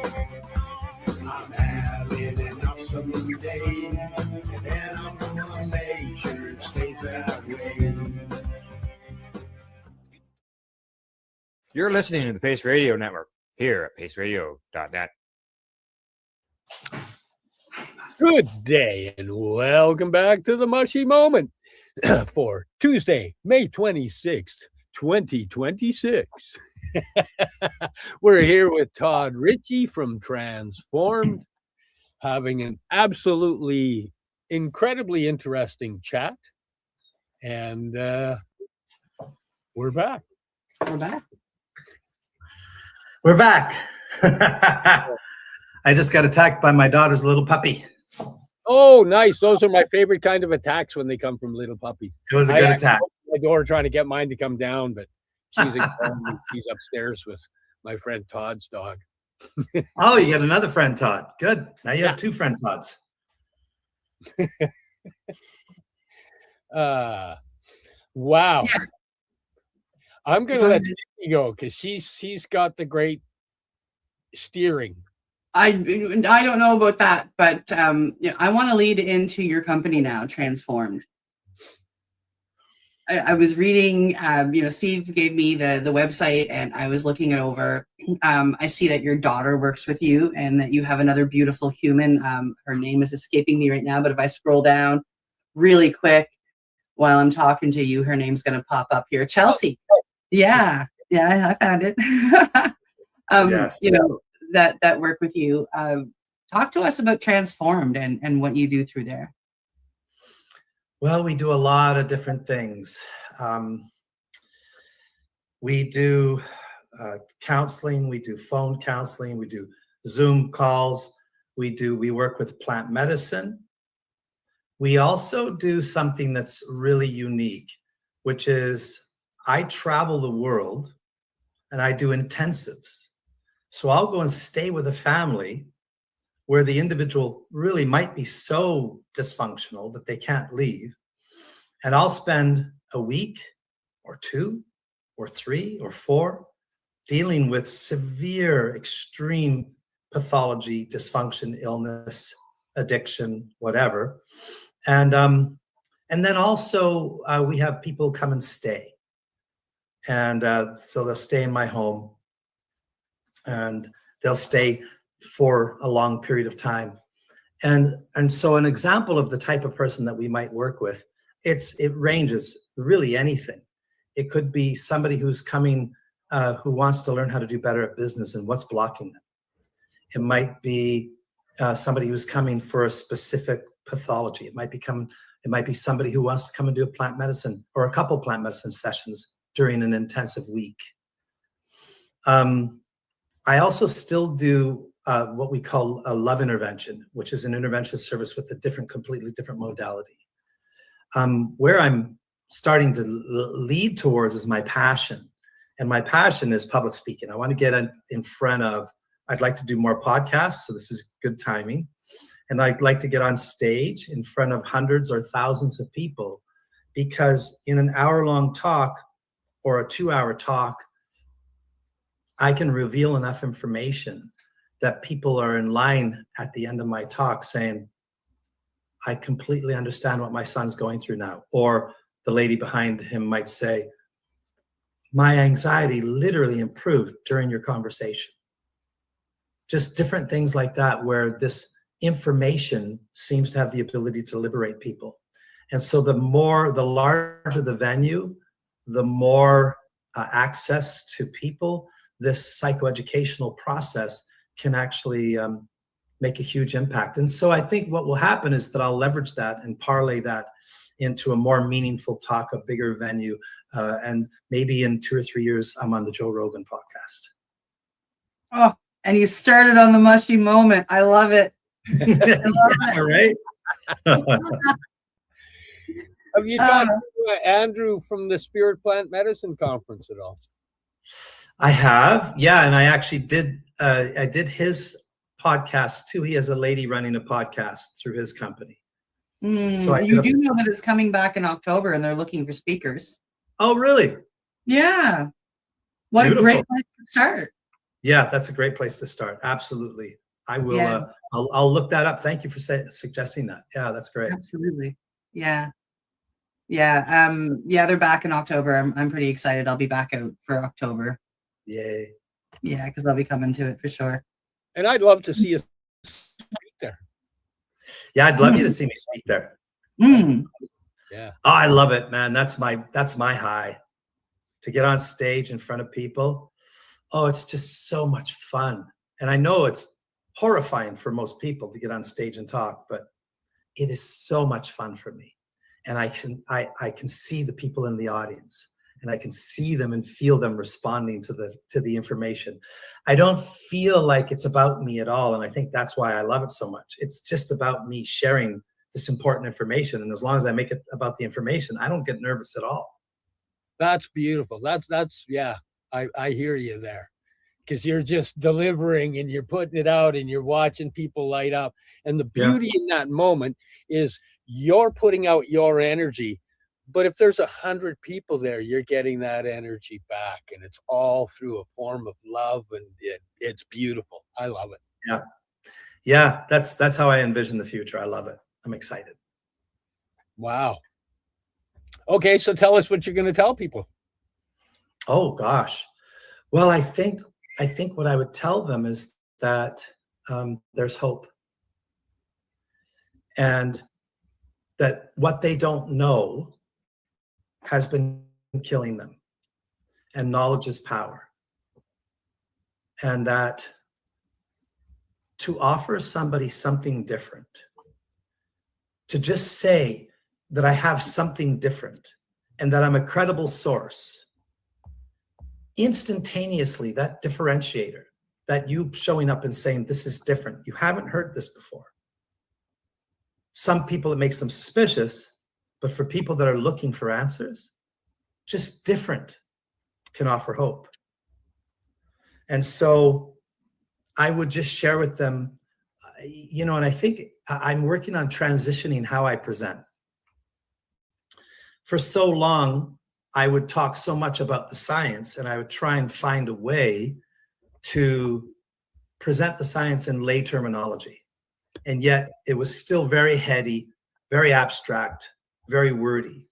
And so I'm attempting and intending to come more from sort of the root of my experience of the model, my embodiment of the model, and present it in a way where it starts to feel different to people and sound a little bit different, even though I was often and almost always getting profound responses to people's understanding.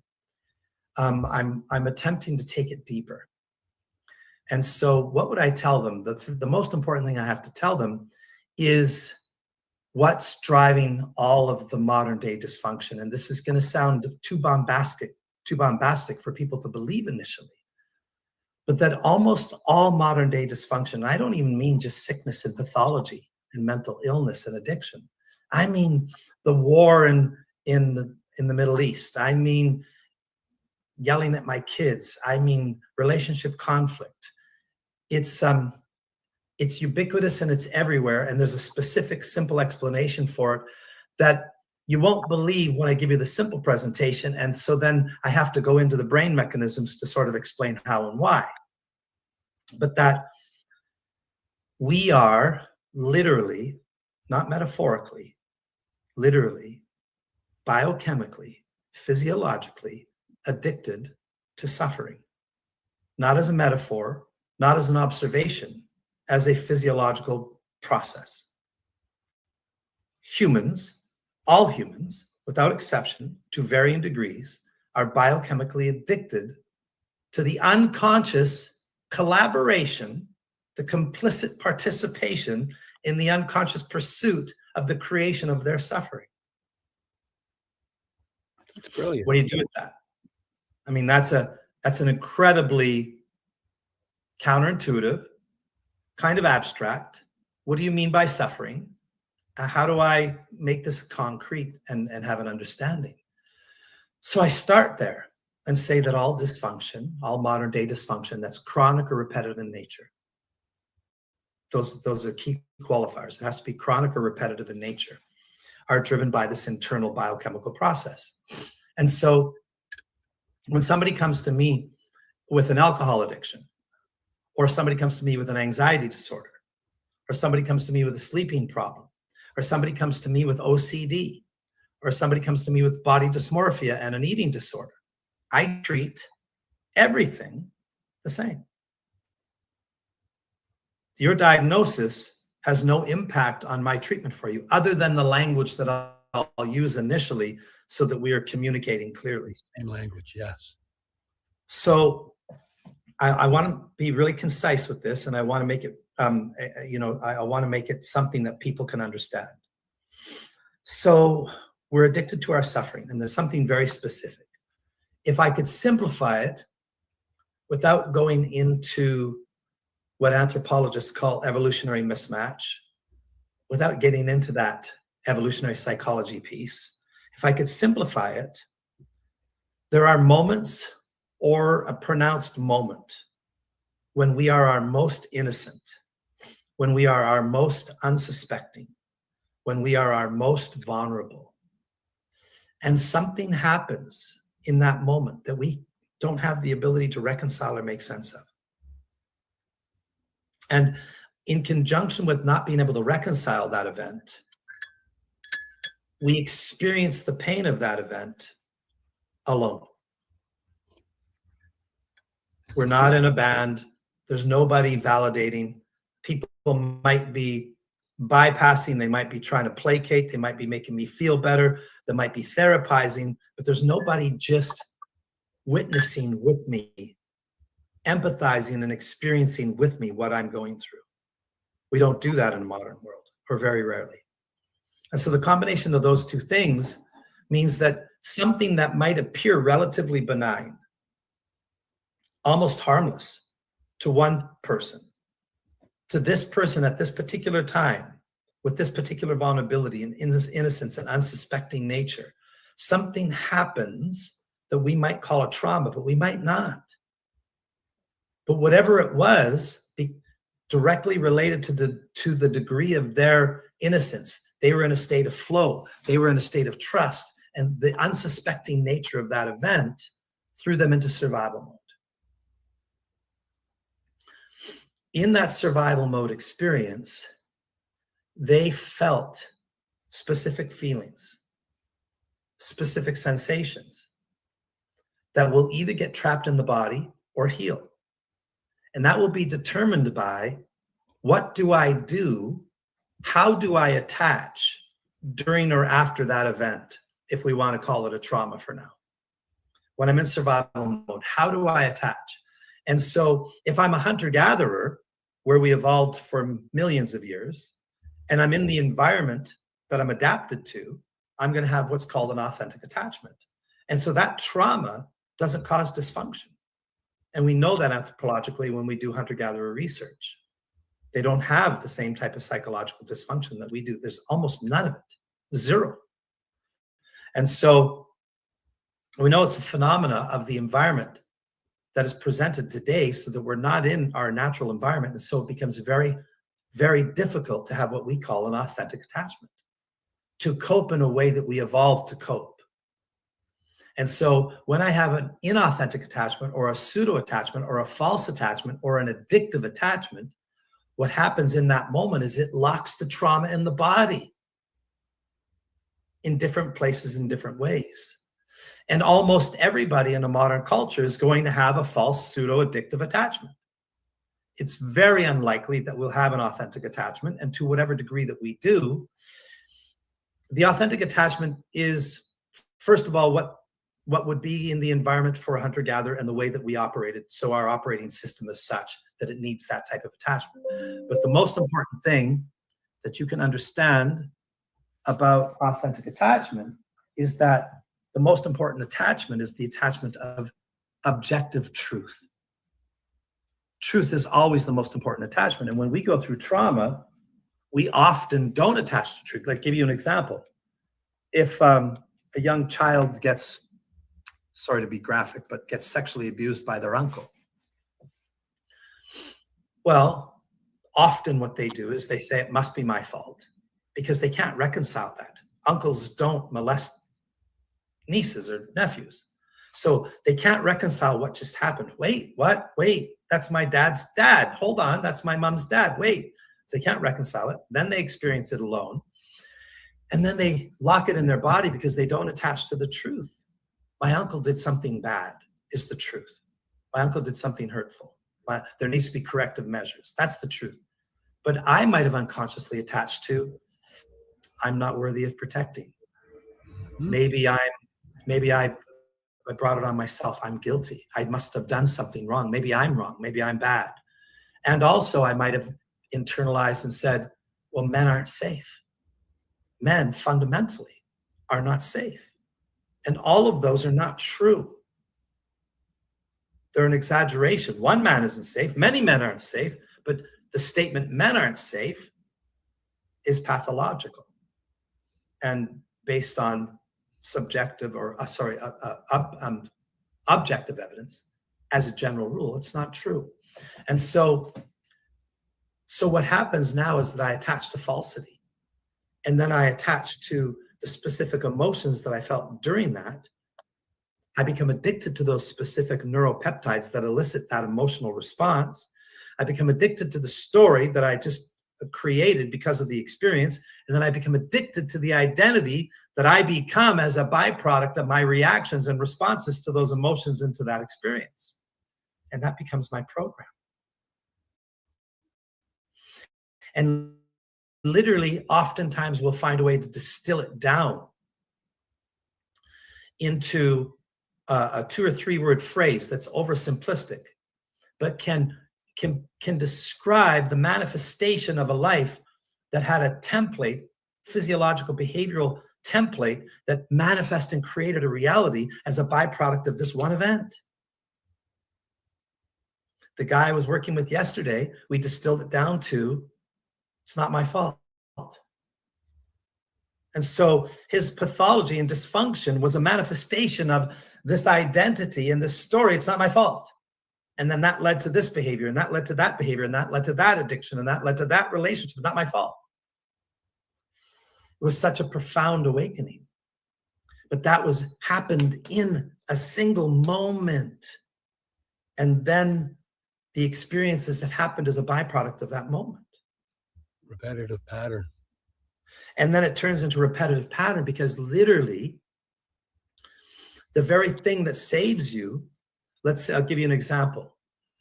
So let's say that this young girl the uncle thing happens, and this young girl, she doesn't know what to do. So she goes into the bathroom and she starts just washing her hands at first. And she washes her face and she turns on the music and she starts cleaning the bathroom and still feeling really distressed, and she's crying, and she gets in and she has a shower.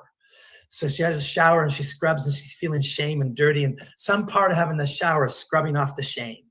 And she gets back out and she washes again and she cleans the bathroom, and she gets back in and has another shower, and she's in the shower for like 15, 20 minutes this time, and she turns on the music, and somehow she crossed the threshold of being out of survival mode. And the moment that I'm not fully immersed in survival mode, I come out past that threshold, the subconscious goes, whatever you're just doing is essential for survival. Now you've got a girl with OCD. Yep. Now, the OCD or those behaviors, cleaning, saved me in the moment, pulled me out of survival, might have helped me cope and manage with deep trauma, but now it's a necessity. I'm instantaneously, psychologically, and physiologically addicted to the compensation that saved my life. But now what ends up happening is the very thing that saves me is the thing that creates the loop. And so now washing my hands leads back to the same emotions, guilt and shame. Showering for a half an hour leads back to the same emotions, guilt and shame. I'm broken. I'm dirty, disgusting. Somehow, some way, in the most nuanced and specific ways, the very thing that saved me is now the blind spot, the thing that I'll turn to, the thing that I wouldn't give up because it's the thing that saved me. It's the thing I'll defend. It's the thing I'll justify. But it's the thing that's guaranteeing that I end back up. And it will attract people into my life, attract circumstance into my life. But more importantly than anything, it will become a behavioral template an emotional template. It will become the paradigm with which I view my experience. So that I'm going to manifest in you, my friend, in you, my lover, in you, my mother, the justifications so that I can turn you into the role that I need you to play so that I can go back and feel that same emotion again. And so it starts to infiltrate not only my identity, but every interaction that I have and create codependent, addictive dynamics in every relationship where I'm going to blame them for the feelings that I'm having as I feel this most intense pain of my childhood trauma. But I won't see that it's my creation. And so when people, so there's a really important caveat here, because one of the common, or two of the very common emotions that we get addicted to are guilt and shame. In a variety of different traumas can often lead to guilt and shame. And when you reveal to somebody that they're the unconscious creator of the relationships and the dynamics and the perspective that keeps leading them back to the same painful pathology and the loop of their suffering, this perfectly crafted torture chamber that's specifically developed for their suffering. And so when you reveal that, if you don't do that with caution and care, and they're already addicted to guilt, then they start going, oh shit, then I created the divorce with my first husband. Oh shit, then I created all these health issues that I'm having. And they use guilt and they beat themselves up with it, which then intensifies the addictive loop.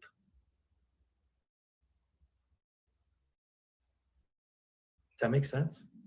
Oh yeah. Oh yeah. Yep. Wow. So you just verbalize it really well. I find you verbalize it really well. It's complex and it's counterintuitive and it's abstract. And there's one more piece. So first, we literally get addicted to the neuropeptides of our emotions. So every cell in our body, and there's a beautiful, brilliant Dr. Candace Pert that discovered this. She wrote a book called Molecules of Emotion in the 90s.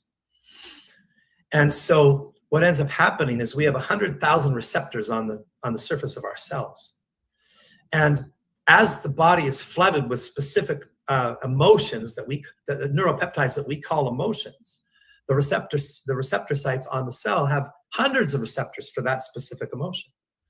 When it's flooded with guilt and shame, let's say hypothetically, well, when I think about the trauma, when I get triggered by the trauma, when I'm recreating the trauma, now I feel more guilt and shame, more guilt and shame, more guilt and shame. The hypothalamus is just pumping it through my brain and my body. And so what happens is the cells, as they replicate, they create a new daughter cell or a new sister cell with more receptors for that specific neuropeptide, because wow, we need more. Look at the system's flooded, so that it adapts to the flooding of this. Must be important, says the system. And so then the next daughter cell and the next daughter cell with more receptors and more receptors and more receptors of that specific neuropeptide, the emotion you're addicted to, until literally the body, every cell, has a state, sort of like a state of consciousness, and it's jonesing for shame. It doesn't know it's good or bad. It's just that's the neuropeptide that I built a tolerance for. And so the body is calling for shame. And so the best way it can do that is running things through a filter where it can interpret and influence its environment so it can see things the way it needs to see things, so it can feel the pain that it's addicted to. But still, in the most remarkable ways, it will manifest and attract people and relationships that will be perfect, in a way that I can manipulate the experience so that that person will be ideally suited. And sometimes when we fall for people, the extra heartbeats that we get, the extra excitement, the extra adrenaline that we get is the addiction persona going, oh yeah, this girl's, oh, she's gonna bring you lots of that pain, pal. Indeed. And so there's one other mechanism that explains this. Why do we get stuck in the loop? And I'll try and do this very quickly, but it's a lot. The core mechanism that I discovered with my partner, John, is the hijacking of what we call the homeostatic drive. The homeostatic drive is the most powerful drive in all biology, and it's a physiological process, an emotional process, a biological process that compels me towards the things that are essential for survival. Drives me towards things that are good and tries to avert and avoid things that are dangerous or bad. And so it does that with a very elaborate cascade of neurotransmitters, but specifically two. The two primary neurotransmitters that mediate the survival response or the homeostatic drive are dopamine and beta endorphin. Dopamine is not a pleasure chemical. It's intimately tied to pleasure. It has multiple functions, but for the sake of what we've discovered in terms of the missing link, is that dopamine fundamentally, first and foremost, is a drive chemical, a drive transmitter, a desire, a wanting, a needing.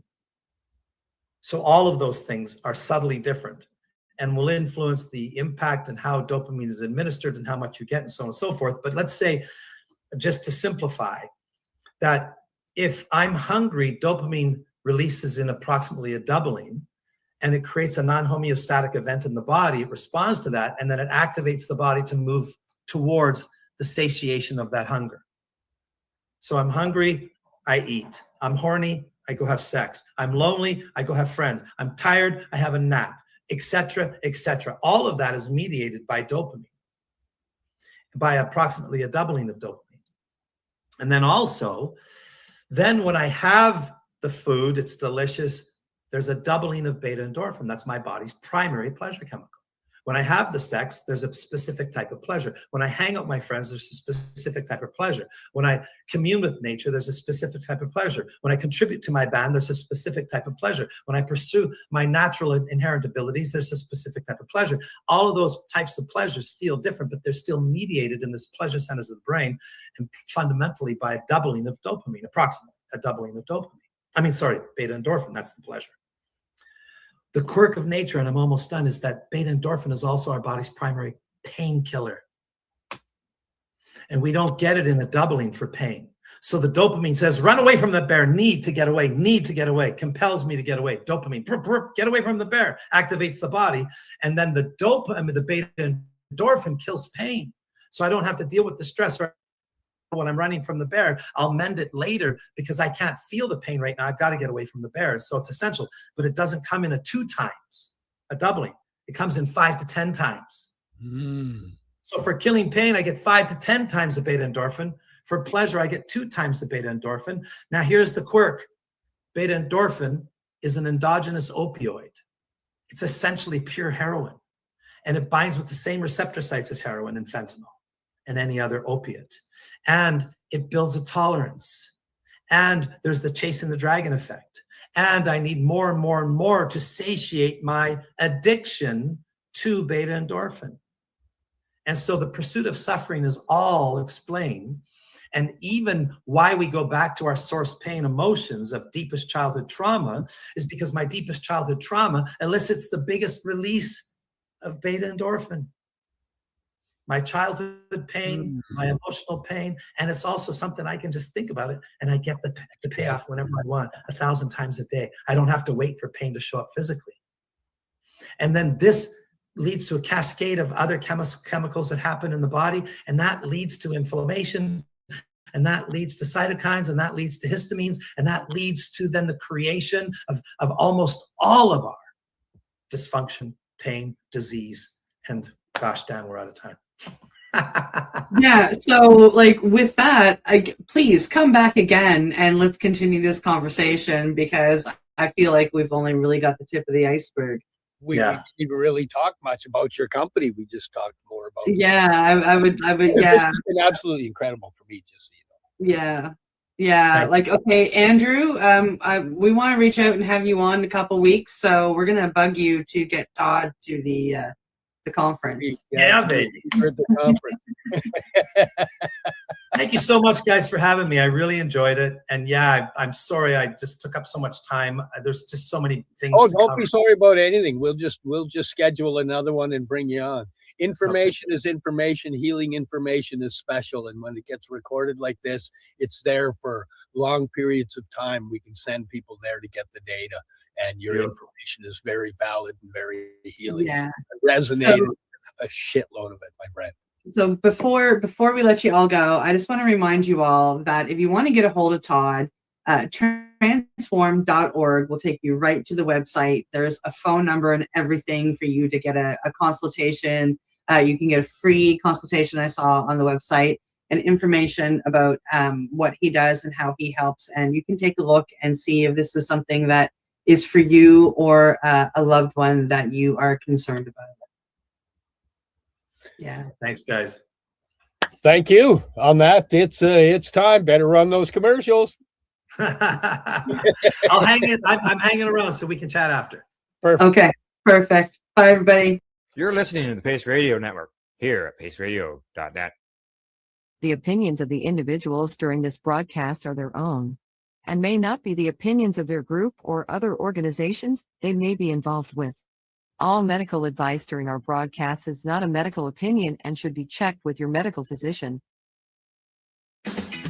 Enjoy the buzz of legalization with Campbellford Lifestyle Shop. From lights to plant nutrients, books, consumption accessories, and more, we've got all your basics to grow or consume cannabis. Visit our info center or take a look at our piercing services and body jewelry, now available in-store through Campbellford Lifestyle Shop, 17 Bridge Street West, Campbellford.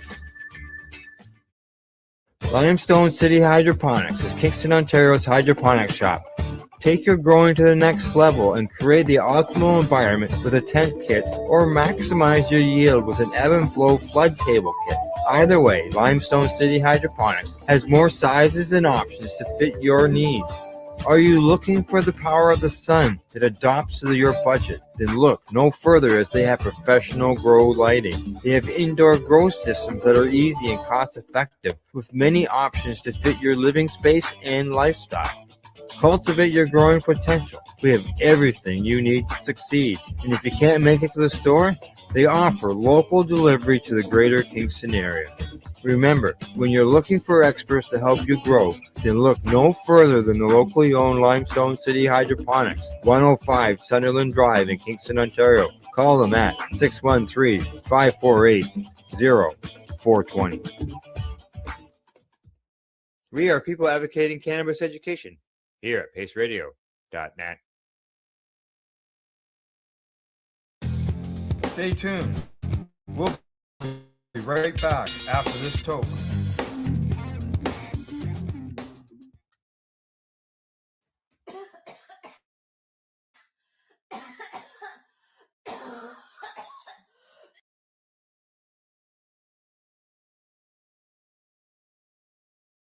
Coming to us from the American Legion, VA launches MDMA-assisted mental health therapy trial. If you haven't seen a theme to my stories so far, it's all about psychedelics with the American government and what they're going through. In what many researchers are calling a historic milestone, the U.S. Department of Veterans Affairs is officially launching a clinical trial involving MDMA-assisted therapy for veterans struggling with severe mental health conditions. According to the American Legion, the VA will be studying whether MDMA-assisted psychotherapy can help veterans suffering from PTSD and related trauma disorders, conditions that continue to affect enormous numbers of former military personnel. The trial marks a major shift in institutional thinking. For decades, substances like MDMA were viewed almost exclusively through the lens of criminalization and recreational drug culture. Now, one of the largest healthcare systems in the United States is actively exploring whether the compound could become a legitimate therapeutic tool. Researchers involved in the trial say the therapy works differently from traditional psychiatric medicines. Rather than simply suppressing symptoms, MDMA appears to help patients engage with traumatic memories while reducing fear responses and increasing emotional openness during therapy sessions. advocates for veterans have been especially vocal in supporting this research, arguing that many former soldiers continue to struggle despite years of conventional treatments. One veteran advocate described the moment as long overdue. I agree. The launch of the VA trial also sends a powerful cultural signal. Psychedelic medicine is no longer confined to private clinics or university laboratories. It is increasingly entering major public healthcare institutions. And for many veterans watching closely, the hope is simple: that new tools may finally reach people who have spent years running out of options.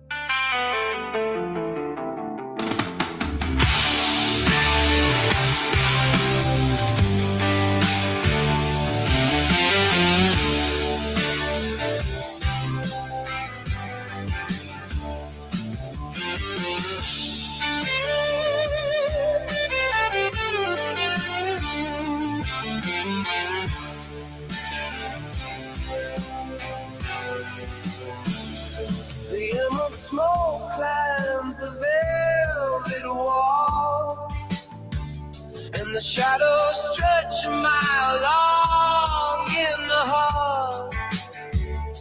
A glass eye stares from the mantelpiece, while the silver paper brings a sweet release. We're leaning back on the edge of the sky with a heavy lung and a vacant eye. Oh, the clock is melting on the wall tonight, and the floor is humming in the pale moonlight.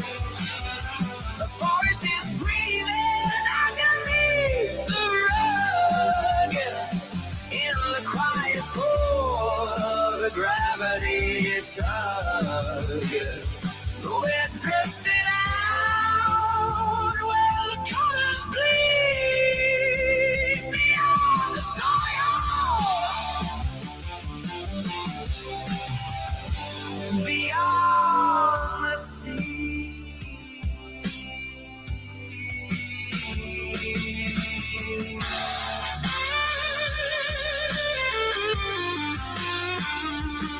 The silver mountains whispering names in a language born of the solar flames. The ceiling tiles start to liquefy into a kaleidoscope of a Tuesday sky.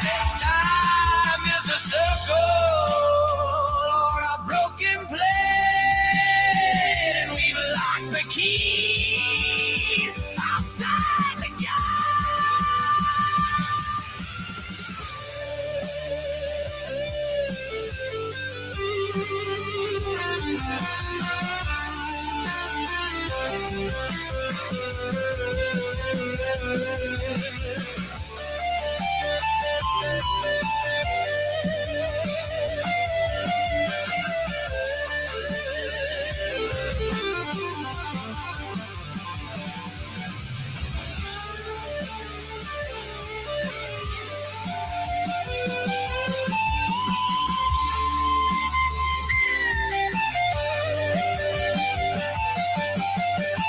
digging deep where the river runs, tasting the heat of 1,000 suns. One step for the spirit, one leap for the soul. Now the tea is black in the crystal bowl.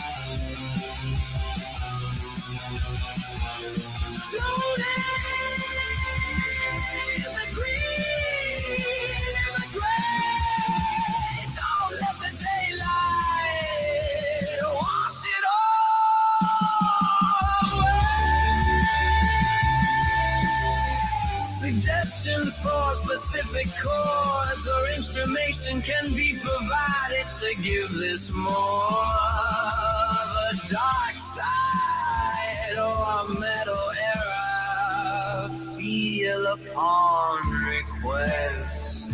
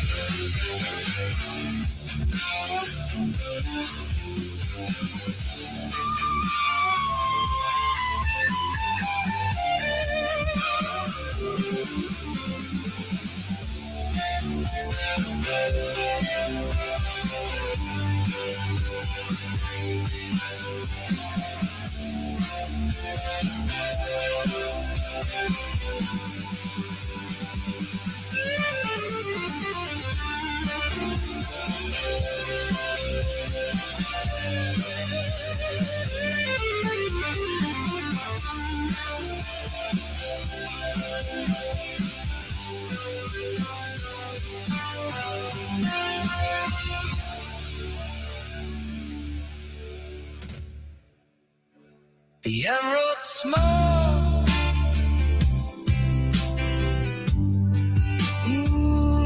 the emerald smoke,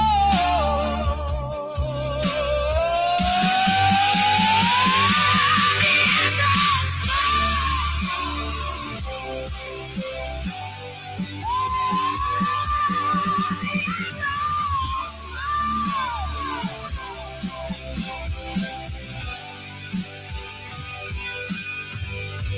the emerald smoke.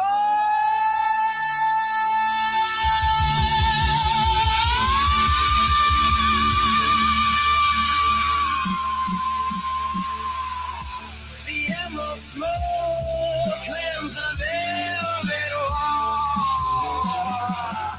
The emerald smoke comes the velvet wall. The emerald smoke.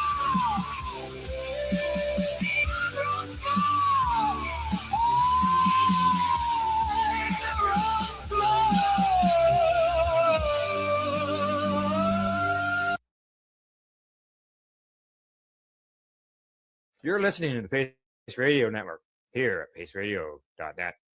The views expressed by the individuals during this broadcast are their own opinions, and they may not be the same as those of their group or other organizations they may be involved with. All medical advice during our broadcast is not a medical opinion and should be checked with your medical physician.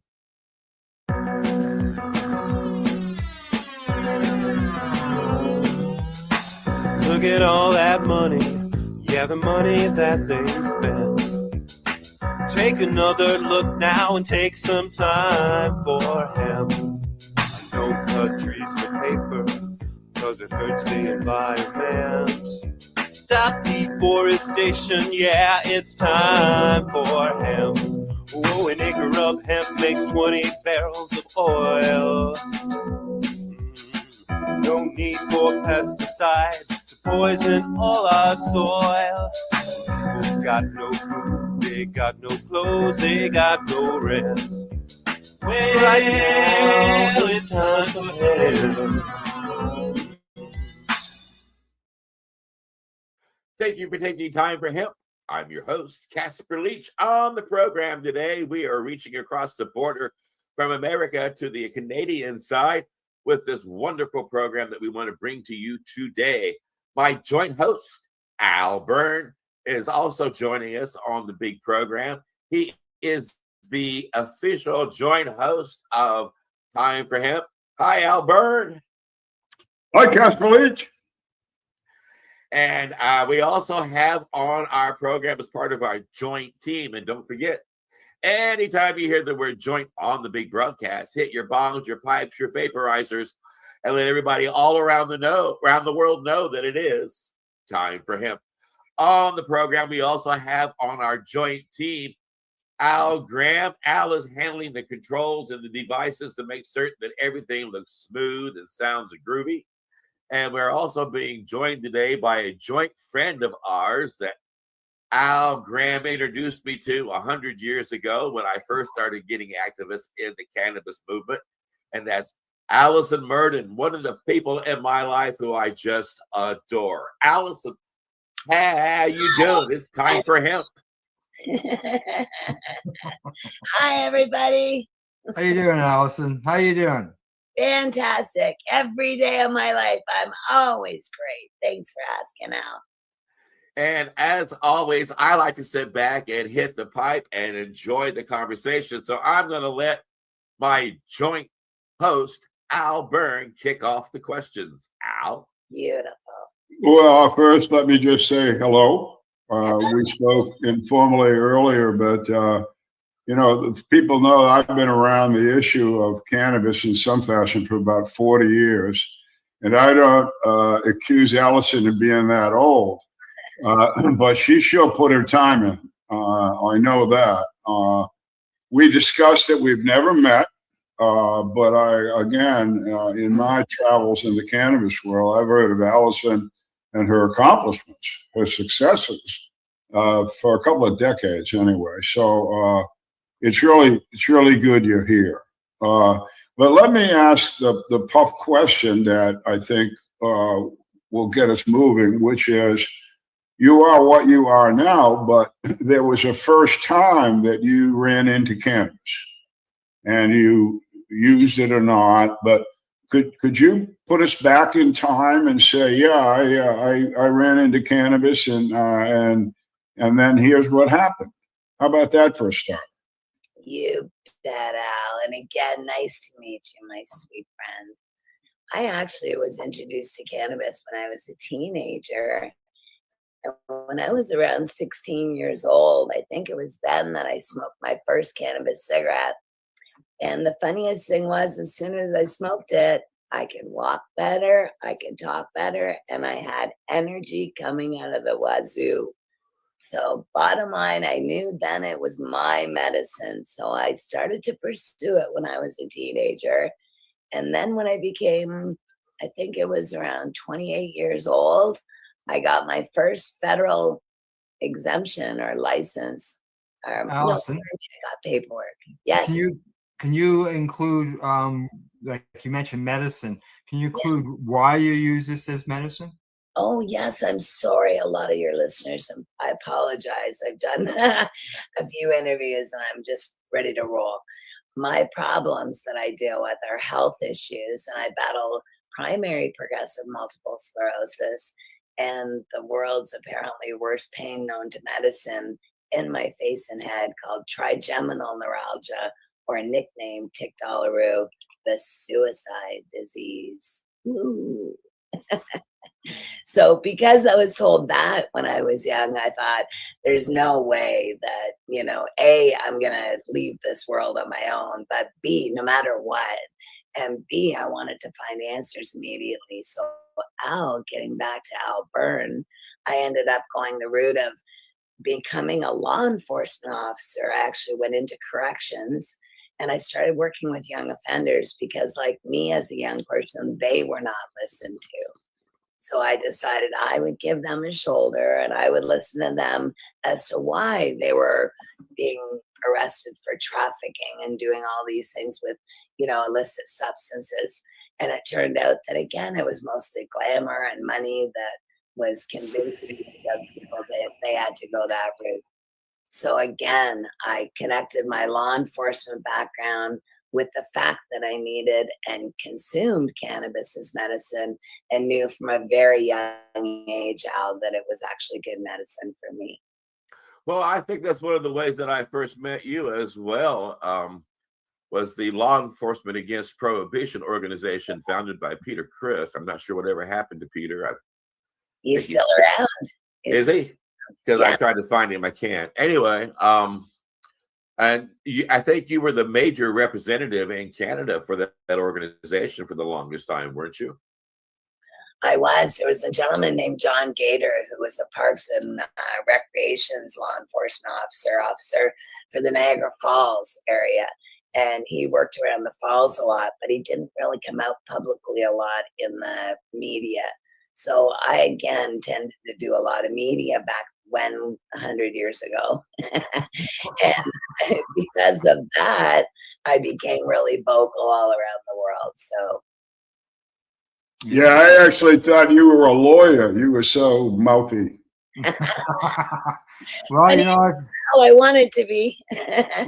that's that is just the passion in you, driving you to get the word out and tell everybody, just like other patients find the benefits in cannabis, like, as you described in the beginning. Now, when you were a young teenager and the first time you consumed it, things became better for you.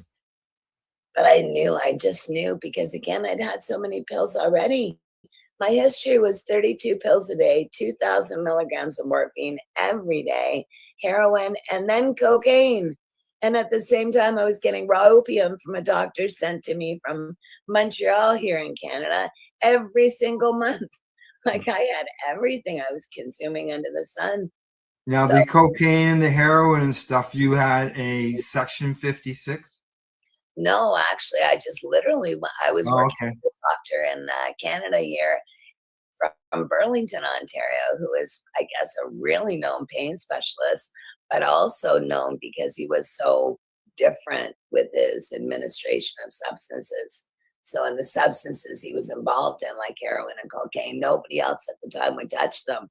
And I would go to the hospital 3 times a week, laying on a gurney, and I'd have a big, huge, and like tower of cocaine shoved up my nose while I was laying down to the nerve center at the top of my nose so that I could get some relief, because it was 24 hours a day. So look at me now. Patients that I worked with at Patients at a Time way back when, Barbara Douglas, she's deceased now, but she got her federal dose of cannabis every month for multiple sclerosis. She had some pain, but I don't think anything like you're describing. But what I did see was, as soon as she started using cannabis on a daily basis, her spasticity decreased considerably right away. She actually, in a reasonably short period of time, went from her wheelchair to a cane, to no cane. In fact, I tell the story, I visited her at the beginning of this process, and I came back roughly a year later. She lived right on a lake, Storm Lake, Iowa, and a beautiful home. And just to be dramatic, to let me know that she was doing a lot better, before I left to hit the road, she got on a jet ski and skied around the lake. Oh, wow. So, and that was using U.S. government, what I will call swag, inferior product. Did the cannabis help you in that way at all, or a lot? You know what, Al? I actually found out when I was young. Pardon me, I just ate a gummy. I found out when I was young that I was learning a lot about cannabis as medicine through a doctor in the U.S. named Dr. Ethan Russo. And Dr. Russo was specializing in migraines, cannabis as medicine, multiple sclerosis, and what I suffer from, trigeminal neuralgia. So Gary contacted him decades ago, found him in a chat room in London, in England, and begged him to help me because I was having such a bad night then. So this doctor, Dr. Russo, is an angel, ended up inviting me to the first cannabis conference in Canada. And the year was 1999, but I think the published papers are coming from 2004 on. But when we went in 1999, I took my mom and we stayed at a bed and breakfast close by the facility because we couldn't afford a hotel at all. Again, I have no money. And I ended up going to this conference with my mother. My mother sat beside me, who sat beside Raphael Mechalom, as he had his arm around her the entire weekend at every meal. Couldn't get enough of talking to my mother about my situation. So Raphael told me, Rafi promised me that not only would cannabis help me, but that there would be answers that I would be amazed to see. So what I had done then was I'd gone home and I'd looked up more on GW Pharmaceuticals, a big pharmaceutical company from England at the time. And I found a study when I looked up multiple sclerosis. I found a study that I printed out that day. And the line in the study that I was most impressed with and most concerned about, and took to my doctors, my members of parliament, everybody under the sun, said exactly, cannabis will halt the progression of MS. So from that day on, I thought, I found my medicine. I went back the next day, gone. Nowhere to be found on the internet. And to this day, it's still not there, but I have it. So Well, again, I know when I did research on you, I discovered you're rather ornery and you're rather vocal. You were one of the very few nationally known cannabis activists in Canada. And so you were hanging out with the notorious people like Mark Emery and Jody Emery and all those, Michelle Rainey, all those pot smokers of the world who were just taking Canada to hell in a handbasket, and you wouldn't shut up about it. If I can just drop a little note in here, Michelle Rainey, God rest her soul, she left us a few years ago. She actually was one of the ones who helped me get to that big medical cannabis conference I was just telling you about, where I met Raphael Mechalom. Dr. Ethan Russo had invited I had invited my mom. I was the only lay person there, but the tie-in is that Michelle, I guess, told me that she was following my work at that time and was more than happy to help me out. So before I knew it, within a day or two, I had 10 $100 bills in an envelope with red lipstick marks everywhere on it. I guess it had come from Mark Emery, she said, and they wished me well. But you didn't seem apprehensive about talking to the press, talking to anybody about the need to use medical cannabis at a time when if you just said the word marijuana out loud, people shunned you and put you into a camp. You bet. But I also had a really good lawyer, Casper. I had Professor Alan Young, who was standing behind me. I've always had lawyers every step of the way. That does help. And Alan actually was one of the reasons that I got a lot of the media that I did. Mm-hmm. Because he actually reached out to everybody and, like you said, hey, there's a patient here who's speaking. I guess it was unusual. I didn't know that. I didn't know that at all. I thought everybody did it. Well, that's the thing, eh? Speaking up, sharing the stories, it helps to educate the public, lets people know who, this is going on. And, look, basically look who we are here now, a decade or more later. Right? Always. What? I couldn't have done it without all of you and everybody else beside us, because as one, we are a force to be reckoned with. Oh, yes. Yeah. The bigger it makes our voices louder. There's no doubt about that. Gotcha. Yeah. Now, your activity and advocacy and stuff like that, you're also involved in the Toronto Global Marijuana March when it first got started. We brought it to Toronto, actually.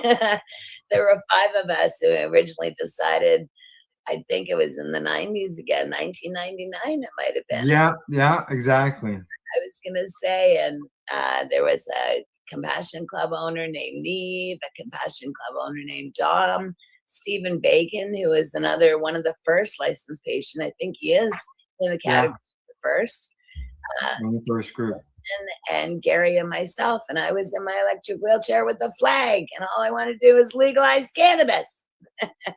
So we decided we were going to bring the Global Marijuana March to Toronto and give them a thing or two to talk about. Yeah, and it's still going today.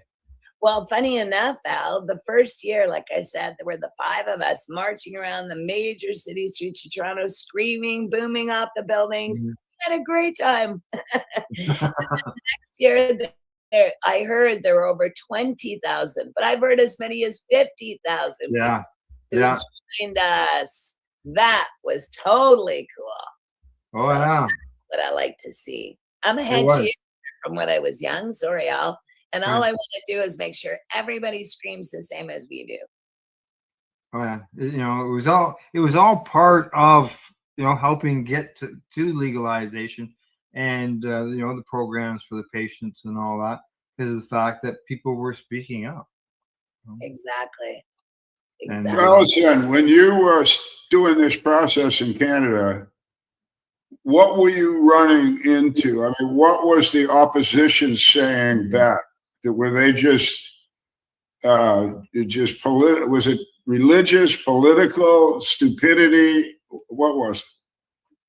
I think a bit of all of the above, Al, truly, but it was a big political move for us at the time because the government was not willing to budge at all.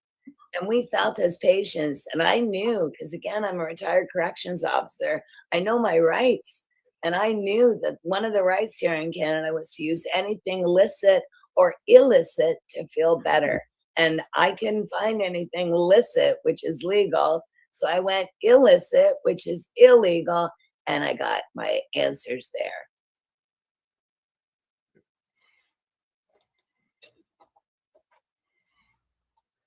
Yeah, I just ran into stupidity. That's my government. They're just nothing but dumb as stones. I was just wondering. Now, as far as like when you first got, like you said, you were one of the first people to get your medical license for cannabis. Before then, what was the process? Like, I know what it is, but what was the process that patients would have had to follow at that time? That's a good question, Al. Before there was a program in Canada, people like me really suffered because we were trying to teach the government that cannabis was good medicine and they weren't the least bit interested in listening. So what I did again was I started to find lawyers. That's what started my lawyers trail. I started to find lawyers who would help me pro bono for free, whether it just was to give me an answer for a question or to actually lead me in a direction that I wanted to go, or and tell me what the consequences would be, all those sorts of things. So when I was young, again, leading into that and starting with the lawyers, I felt that that was probably the way for me to go. So I continued on that way, Al. And so much so that every step of the way, I've used a lawyer. I've told a lawyer. I've been involved with a lawyer. I've done everything with the lawyers. And that's how I do it. So for me, again, it was the long, path trying to get that, confidence, as well as, make sure that they understood my fight. Because again, in the beginning, a lot of the lawyers just thought I was trying to legalize and regulate every drug just so I could use. Like, no, I'm already using it. I don't need you for that. So what keeps you in the movement? What keeps you motivated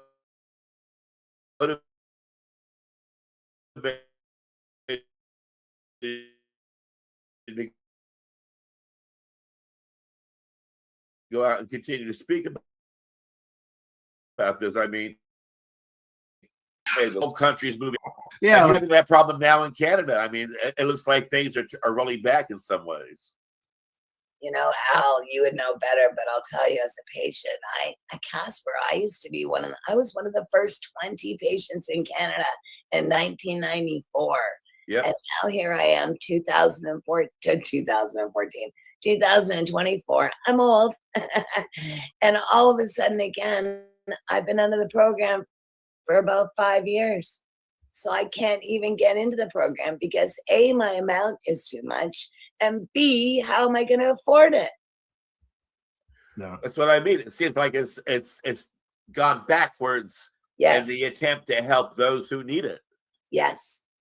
Yeah, because And affordability. And it seems like it's been a deliberate attempt to make that happen. You know, I do agree. I do agree. But our fight is not over. When you asked me if my fight was going to continue, it is continuing for those very reasons. Because people are suffering. People are not getting what they're asking for. And as a country, I'm wearing a shirt that says the power of the people is greater than the people in power. I wish people would start to listen. I do too. I do too. Yeah, I think they know it just takes a while. A long time ago, I ran into a PhD student that was working in a hospital, and she had social histories or something was her PhD, and she was very interested. This was 30 years ago, about what I was trying to do with cannabis and all that shit. And she said, "Well, good luck, sir, because it takes 100 years for a culture to change its ways." So well, I've lived that long. How come it hasn't changed? you know, you got to hang in there. You got to hang in there because 100 years isn't for another 10 years. So I'm just saying, be patient. You know, be patient. Yeah. Well, I like to come back 100 years after legalization to see how it's changed. Yeah. Yeah. Right. Now, Allison, you know how they always say, you know, in order to make change, you have to get involved in things in order to do so. I would say you took that right to heart back in the early 2000s when you actually ran for political office. Excuse me. Actually, I was a little upset that I was 40 years old and I thought, not much is being done here, Casper. Getting back to what you were saying, they move at the pace of a glacier, the courts. So when I ran for office, I decided I was going to put cannabis on my platform and became the first person in the world, which I did not know at the time, to do that. So I had international media from around the world interviewing me about running for political office with cannabis on my platform. And what I was trying to do was legalize and regulate the plant as not only as medicine, but for everybody then. And we more than doubled the votes that year for the New Democratic Party of Canada federally because people wanted change then. Yeah, and what I ran into down, those are kind of the years was I was with running Normal. And, you know, I back then, I disagreed with that, obviously, because Normal was a legalization outfit, always wanted to be, still is. And when I got there, I was I took over the reins of the place, ran it for a few years, and I was certainly interested in legalization, but I was also interested in the medical aspects of it for personal reasons. And I had met and admired Jack Herr and listened to his arguments about him. So anyway, from a military standpoint of view, which was my background, I decided when Normal was there that we'd be better off having a three-pronged attack, if you will, on the government. They just didn't have to fight back on legalization. Now they were going to have to debate about hemp as a product and hemp as a medicine. So, you know, for me, strategically, even tactically, it was a good thing to do. So to get to your point, that meant for me a total disentanglement of either hemp and medicine or both from legalization. So back what you were talking about, see, I would have counseled you then. One or the other. One or the other.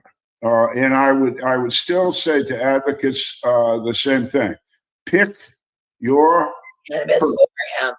and do it with passion, but do not start to intermingle. Yeah, You said Allison, you agree with me now, Allison? 100%, Al. Well, good. Yeah, I think it's important to both our countries that we understand there's three issues here at a minimum. Yes. Well, Yeah, and then there's this thing called freedom, which we won't even have to, you know. freedom. I have to go to Wikipedia to look that word up. Just a minute. Well, you could ask other people. I know Aaron Kay and I have been talking about that a lot. I'm sure you gentlemen know him, the yippee pie thrower. He actually, again, is somebody who's huge on freedom. Hi, Aaron. The bottom line, again, what I was going to say to you, Al, is that obviously all of these things are important. So when people actually get out there and fight, things like political issues are part of the battle, but they're not the whole battle. People have to understand that, again, there's so many uses with cannabis and hemp, which are two completely different plants. Canada right now is trying to meld the cannabis consumers who are social or recreational in with people who like us who are patients. And what they're trying to do is push the patients into the open cannabis market here in Canada. And we are fighting it every step of the way, Al, because they, for one, social consumers do not use nearly as much or consume nearly as much cannabis as people like me who consume it 24 hours a day. So again, and affordability is a huge factor for patients in Canada with cannabis. Now, I can't even imagine what it'd be like if they got rid of. We find that frustrating here in America. Like I said, I'm 100, so you know I'm on Medicare, Medicaid, and everything else, and the government can give. But I can't turn into my insurance claim my cannabis money. You know, I spend this much money on. I need an ounce a month or an ounce a day. Thank you. You know, and I want my Medicare to cover it, but no. But it'll cover these medicines that they give you to kill you when you're going through cancer and chemotherapy. They'll pay for that, but they sure heck won't pay for something that really, you know, is good for you. So it is frustrating. Fair, though? Is that fair? What we're fighting for in Canada is choice, Casper. This is what it boils down to: is that patients deserve choice. If you want pills, have pills. If you want to go to the pharmacy and pick up your medicine, go right ahead. If you want to go your own, you should not be interfered with. Well, Allison, wait a minute. Yes. I get that part of it. I got a question. You bet. As far as cannabis goes, are you saying that the government policy in Canada is forcing patients into the commercial market? Did I get that right? Pretty much, actually. They're not giving us the choice, Al. Which And again, some doctors are actually saying, well, why should I sign a license for 10 grams when you can go to the store and buy 30 every day? Exactly. The federal government also put out a review questionnaire on cannabis legalization. And one of the questions, question 5.2, actually asked, would the storefronts be a substitute for the medical cannabis program? Well, let me ask this question too, that in Canada, if that guy writes a prescription,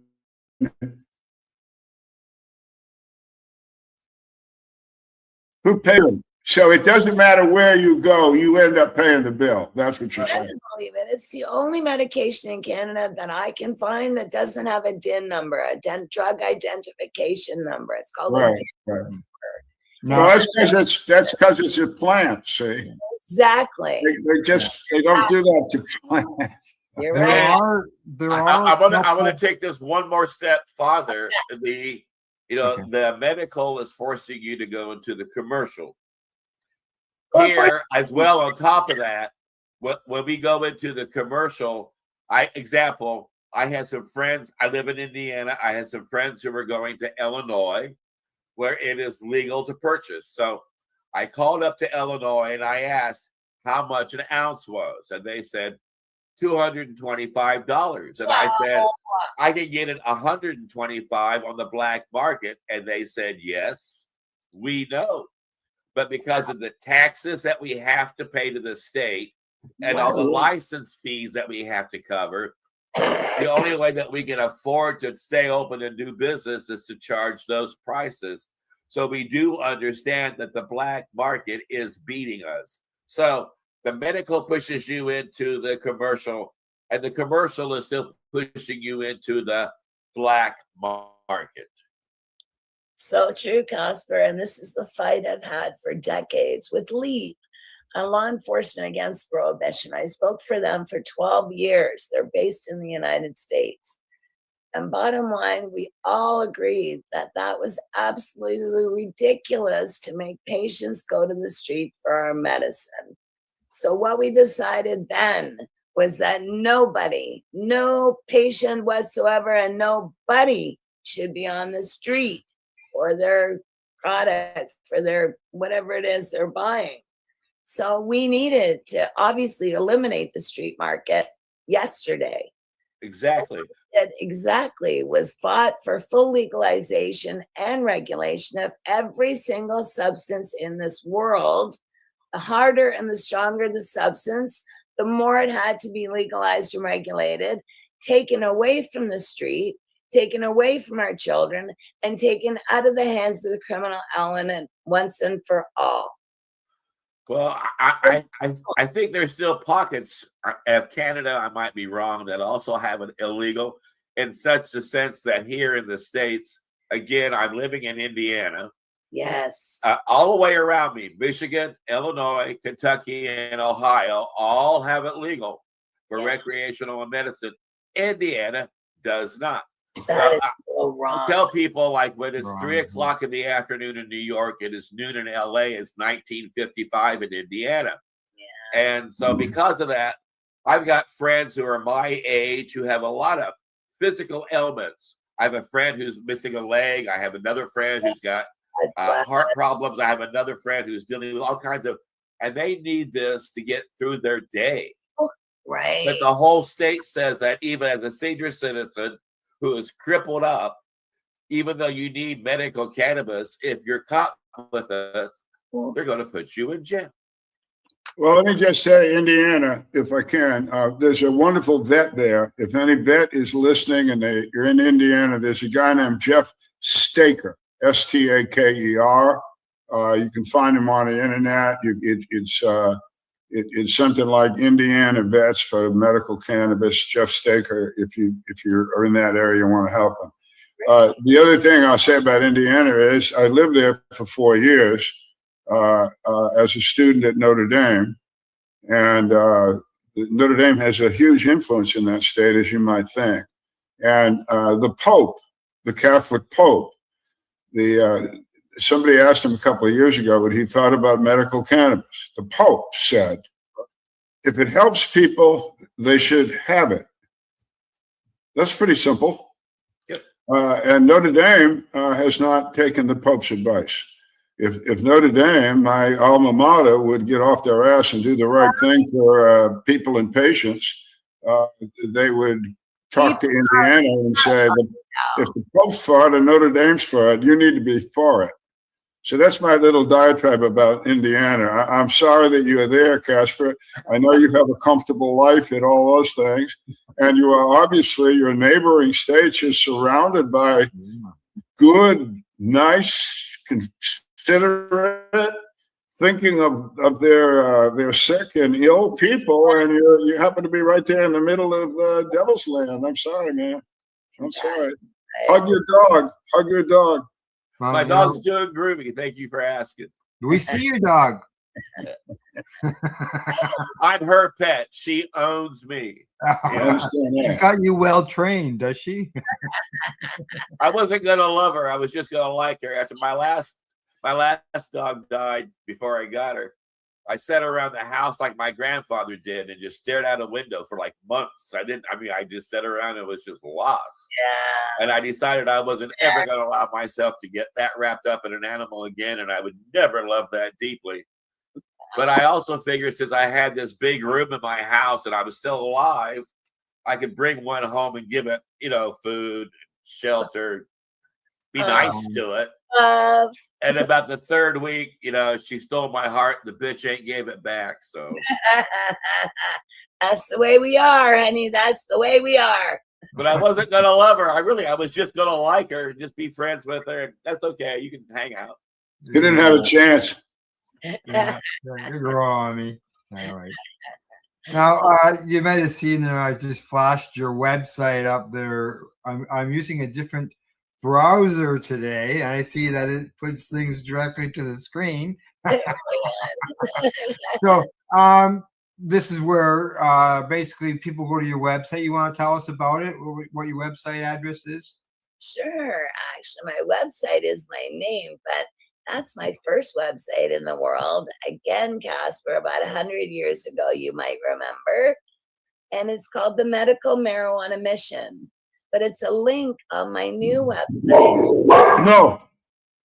I don't even know, probably the early 2000s. I've had a website, my name, AlisonMurden.ca, AlisonMyrden.ca. And I'm not just on the internet, I'm everywhere. You haven't shut up since you started talking about this damn plant. Allison, on a fashion note, I have a friend, a vet in Louisiana named Tony Landry, and he's a great guy, and he's a cannabis advocate. He's done more for Louisiana than anybody else probably. But he shows up wearing hats, different hats. And I kid him about it a lot. So I was just wondering, are you a hat lady? Do you show up in different places with different hats? I am. Actually, I have again, probably at the end, close to 1,000 hats, I'm sure. No, but I have probably close to 30 or 40 different hats. I've been wearing them since I've been in my teens. So whatever's in style, I just snap it on my head and off I go. I probably should wear one, to cover the shine. For me, it's to cover the hole. I don't want anything to escape. I went ugly early and got it over with and just moved on to other things. You're beautiful. All you got to do is put a little wax on her and you're off and running. How do I do now, Allison, to get the right website up there? Beautiful. Al Graham, I don't know where I would have been without you, my friend. AlisonMurden.com. And that's my big fluffy guy.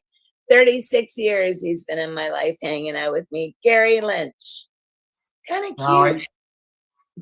Now I see here. So what's next? So what's next for Alison Murden? Are you hanging out every day at the smoke shop, just getting high and watching cartoons, or what? No, my darling, I've never really been like that. I work every day on the internet because all around the world there's somebody who needs help somewhere. Actually, right now I'm working with a fellow from the Philippines, a Canadian, who's just written a book.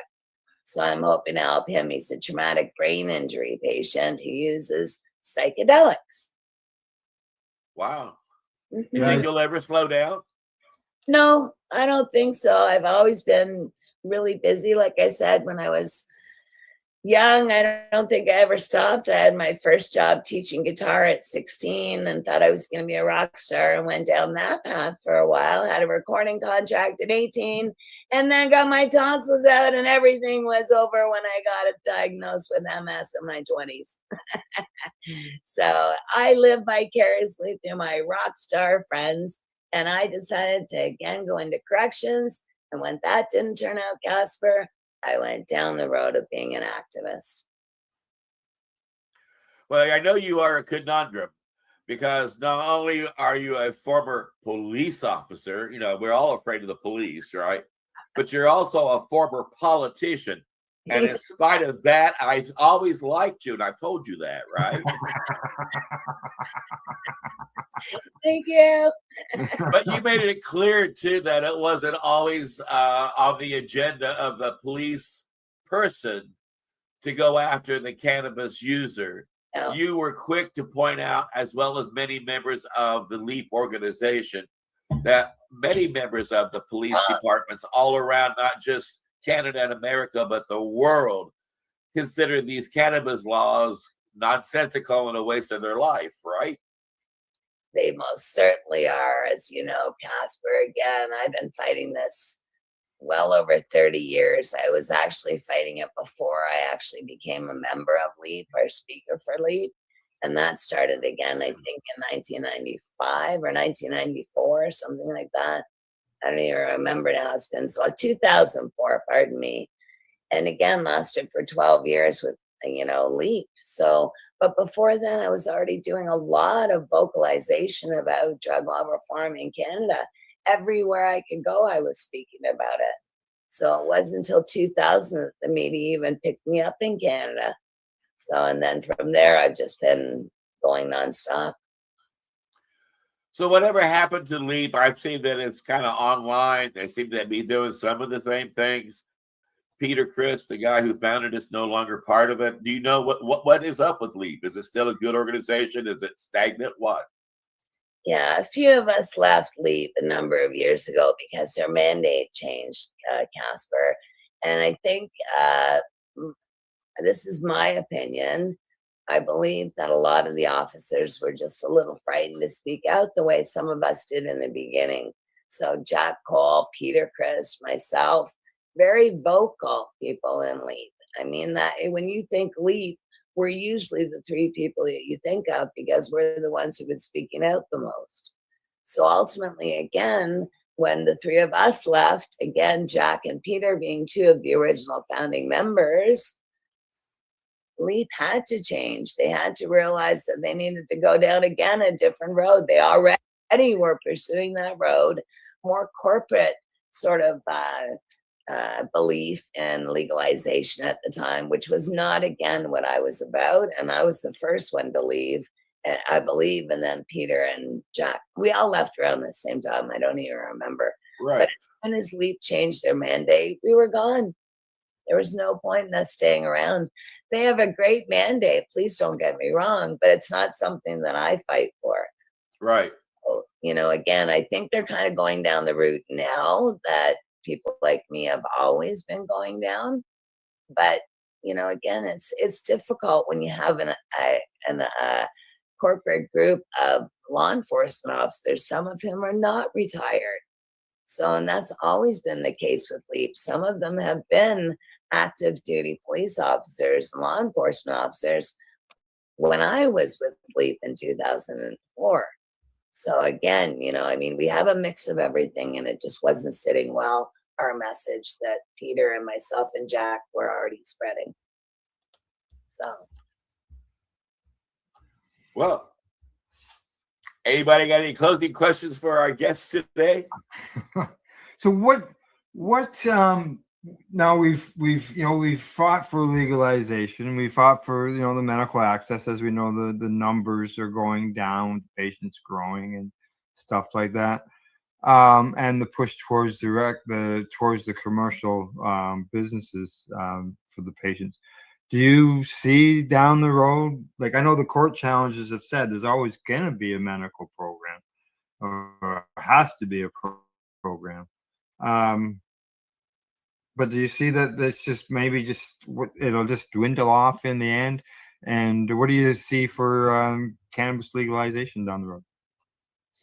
Already the program, I was actually very surprised when I pulled up the numbers the other day in Canada. There are just around 300,000 patients in Canada.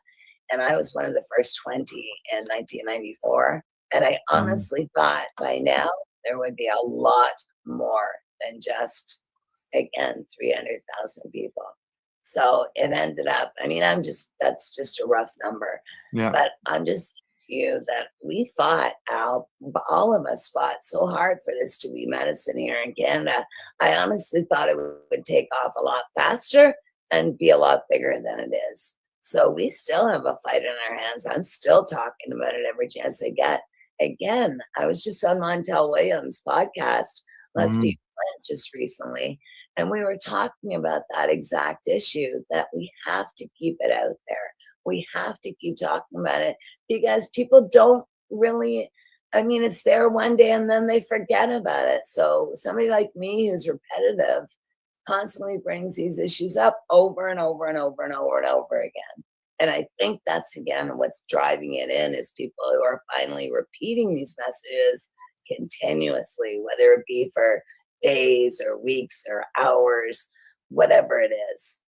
Now, to those people who say, well, cannabis is legalized, why do you need to protest? Why do you need to keep fighting the government?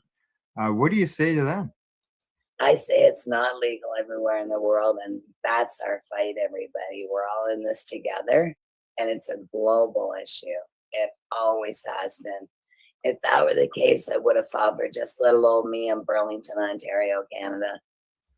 Right?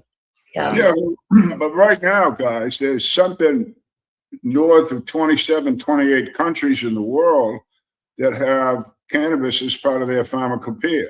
Yes. Meaning to people it's medically available in that country. And you know, that's a lot of people. It's not that the knowledge isn't there, the science isn't there, even the experience isn't there. It's just the United States government has this, what I call a hubristic attitude. If it isn't American, it ain't worth shit. Which in this case is you know, a fallacy on wheels. But you know, just again to Canada, as I understand it, and I'm not up on this, but for a few months ago, I believe that Canadian veterans approved for cannabis use still are getting their daily or their weekly cannabis doses delivered to their homes. If that's correct, what I would suggest is maybe the activists up there should at least start to get the conversation going, advocate for that type of service to also be extended to their first responders, to EMTs, police officers, firefighters, guys that fight firefighters out in the woods, those kind of people who are in harm's way. It might be, I'm just suggesting, a way to reinvite the conversation about who should get it and why. Just a suggestion. You know, well, and then the other aspect of it, may I interject here, is there are states here in America that say, oh yeah, well, it's legal medically and it's legal recreationally, and that's really nice, but how legal medically is it? We talked earlier about how I can't file a claim with Medicare to have it covered. I can't have a doctor give it to me if I'm in a hospital so I can smoke it in my room to help the pain that I'm dealing with instead of taking this narcotic they want to shove in my arm. I'm not allowed to utilize this particular medication in public because they treat it like liquor, but it's a medication, right? If I need an insulin, I can take insulin in public. If I need an aspirin, I can take an aspirin in public, but I can't take, you know, so that's the other aspect of it being complete. We're not done with the fight. Okay, so yeah, it's legal, but how legal? Well, actually, Casper, if I may, and I was going to, you know, because Canada seems to me going the other way. Right now, down in the United States, depending on state law, you can buy cannabis legally, medically, or both. Federal law is prohibited, right? You can't have it. Dang. Right. So right now in the United States, what the Congress is considering, because the DEA, the cops have said it's a good idea, not the medical people, the cops, that the cops say that physicians in the United States will be able to prescribe cannabis now because they're going to put it in Schedule 3, which in the United States means a physician, a nurse practitioner, a veterinarian can prescribe cannabis for off-the-record use. In other words, even if they say that cannabis is put in Schedule 3 for neurological reasons, a doctor can come along and write it for nausea. So they put it in Schedule 3 in the United States. This is why I say it's the opposite, I think, of what Canada's doing. Because what this is going to do, this could close up dispensaries here in the United States. What? because if you write a prescription in the United States, the people that fill that prescription are pharmacists. Okay, now there's a all of that's very, very regulated. So now you got an MD, he charges you money, he gives you a prescription, you go to the pharmacist, not the dispensary, to get that prescription filled. Now that takes away a lot of objections that Casper was just talking about. And it does another thing, it makes it legal federally. So from a veteran point of view, again, the VA down here won't help a veteran with using cannabis in the United States in a non-legal state.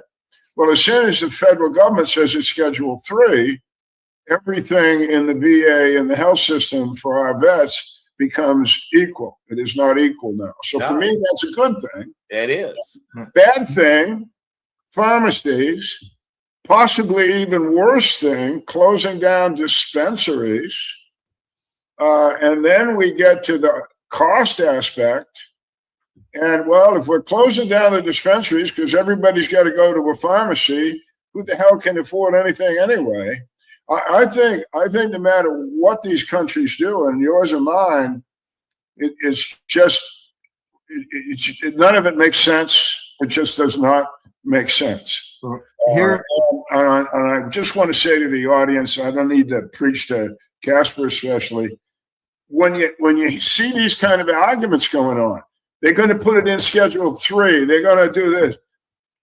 That's if you think it's a drug. That's if you think drug, okay? If you think what's going on, it's a plant. It's a friggin' plant. And just like Alan says, I've never seen one of these retail checkout things on. Well, you never will. It's a plant. So the logical thing is to get the hell out of the way, turn it over to the Department of Agriculture, U.S. or Canada, treat it as a plant, and then they can also regulate it as a medicine.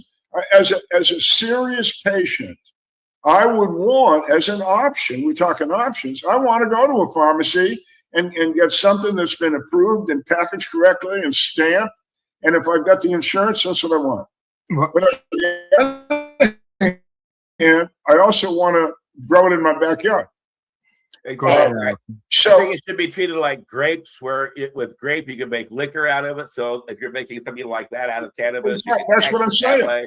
You can make jelly out of it. You can make jelly out of it, or eat it right off the vine, and that's like for 3 cents, or no regulation for that. It's a plant. So I would recommend advocates to always say that when the people they're talking to keep referring to cannabis as a drug. It's not a drug. But to get that change of cognitive thought is you got to just slam them with it. You're right.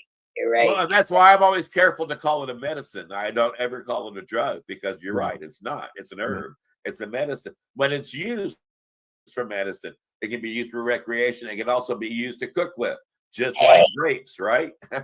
And so. And the sales on the USS Constitution, endless uses for the cannabis plant. And by the way, when we're talking this, another thing that I'm going to try and bring somebody on in the future is talking about nutrition. Oh, yeah. The nutritional value of this plant is extraordinary, especially the seed oil. Just incredible what it can do for the human body. So I want to just take a lot of good stuff there. I just want to take you back to your comments about the patients and being able to go to the store and pick up their cannabis and whatever cannabis they want. Our medical program does not allow patients to do that. Our medical program only allows for mail order. So a patient who wants to order their cannabis have to do it by online, and that company, which is the licensed producer, will mail the cannabis to the patient. I didn't even know that. Yeah, a patient cannot walk into the store and fill out a prescription for cannabis. There's actually only one, maybe two. I only know of one store, and that's in Ottawa. And that's that's in Ottawa. That's the only store. Other than that, all our stores in Canada are recreational. Like Al just said. Yeah. So it almost you were talking about that you're worried that the future could get to the point of where the stores will be closed because the patients are going to get their cannabis in the mail.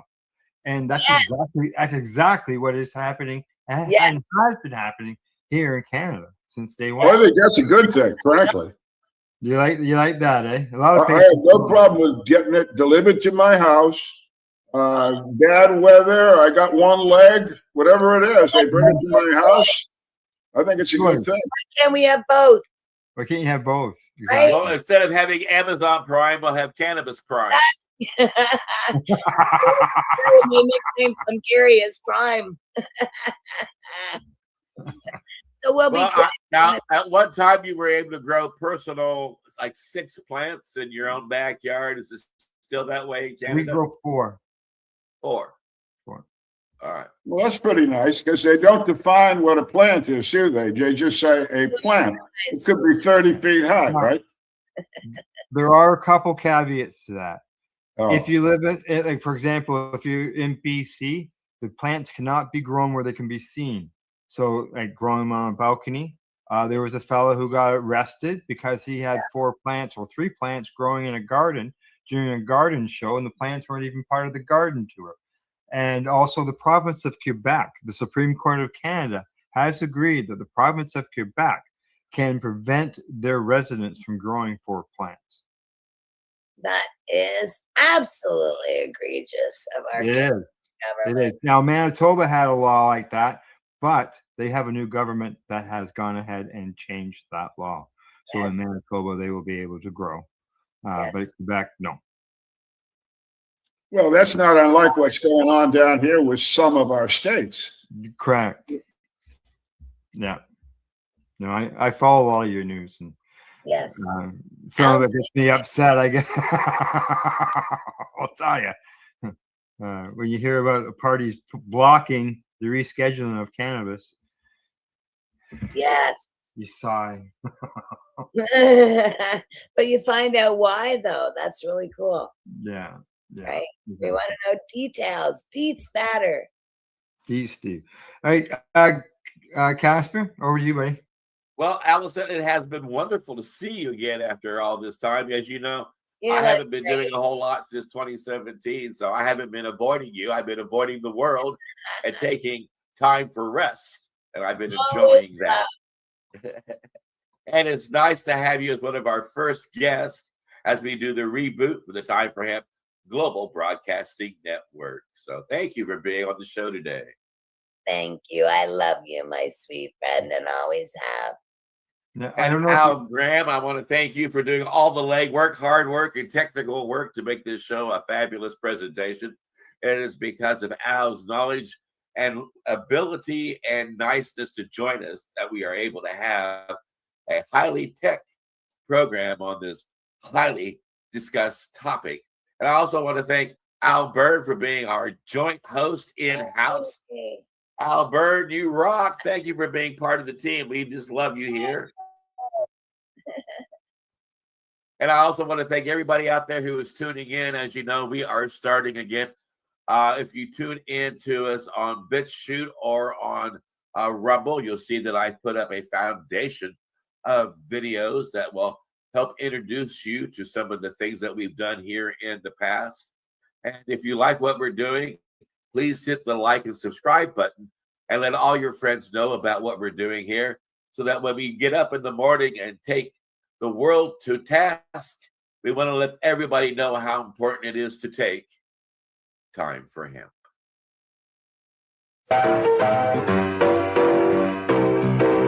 Look at all that money, yeah, the money that they spend. Take another look and spend some time for him. Don't cut trees for paper, cause it hurts the environment. Stop deforestation, yes, it's time for him. Whoa, an acre of hemp makes 20 bales of oil. No need for pesticides to poison all our soil. People got no food, they got no clothes, they got no rest. Well,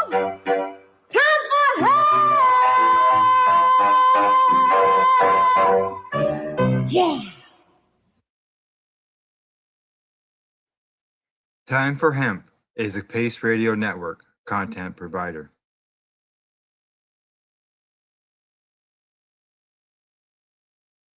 You're listening to the Pace Radio Network here at paceradio.net.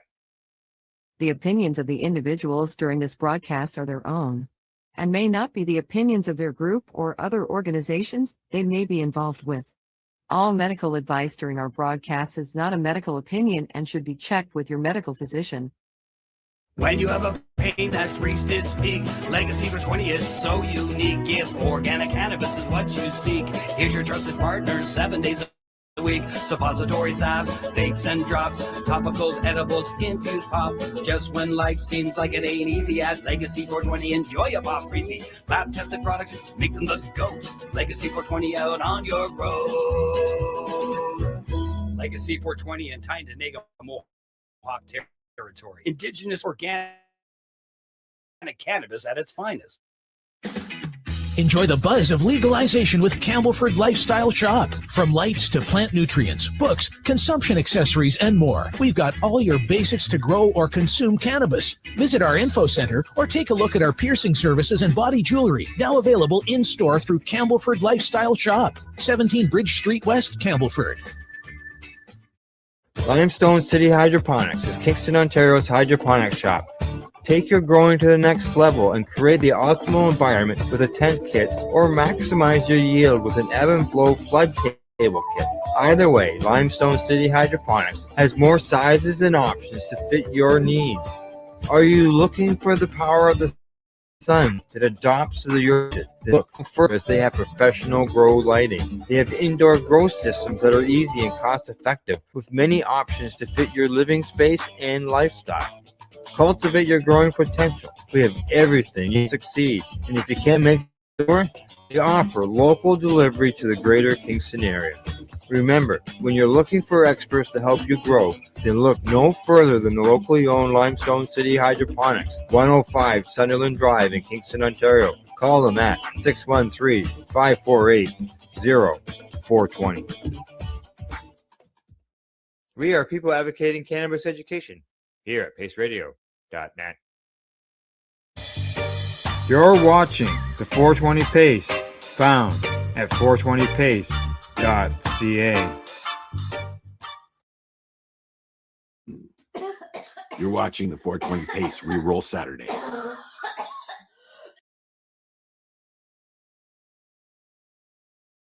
Coming to us for the marijuana moment, the headline says, cannabis provides significant improvements in pain for fibromyalgia, rheumatoid arthritis, osteoarthritis patients, according to a study. Cannabis products appear to have beneficial effects for people struggling with the symptoms of chronic pain, according to a new study, with the results indicating relief from both intoxicating and non-intoxicating cannabinoids.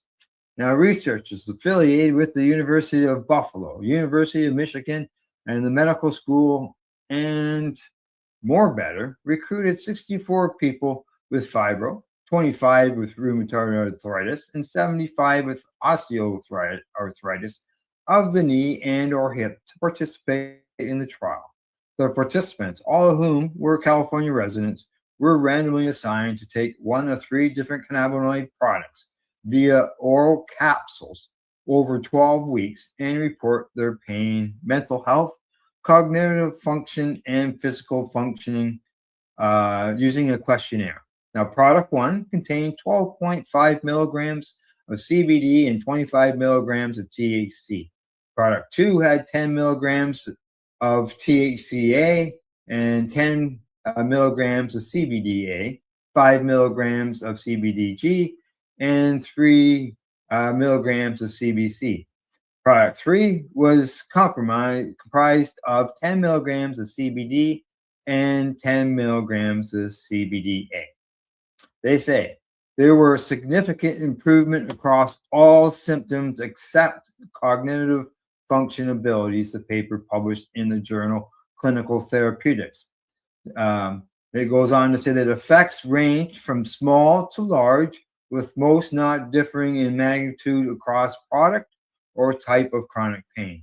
Participants reported substantial improvements in sleep quality, mental health conditions, and general quality of life, allowing them to engage more fully in daily activities. Isn't that what a lot of us ask for? Now they goes on to say that results suggest that cannabinoid formulations containing THC and cannabinoids other than THC, such as THCA, CBDA, CBC, and CBG, may have positive effects on chronic pain symptoms of various levels, according to the authors. This goes on to say that the 3 separate cannabis capsules that were tested were remarkably similar in their effectiveness.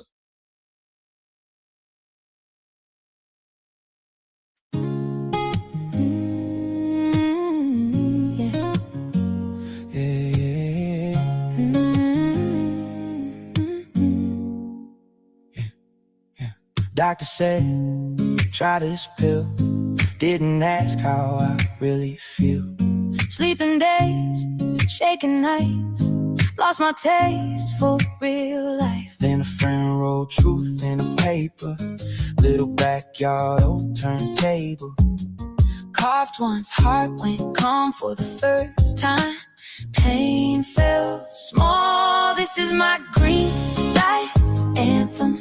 My lungs, my life, my choice. I chanted, plant in the ground, hands in the sky, healing in the smoke as the days go by. You can call it wrong, you can roll your eyes, but I know what saved me. I don't apologize. Singing out loud for the ones like me.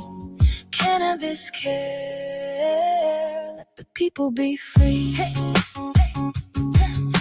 Grandma hiding drops in her tea. Says it helps her finally breathe. Vet down the street can sleep.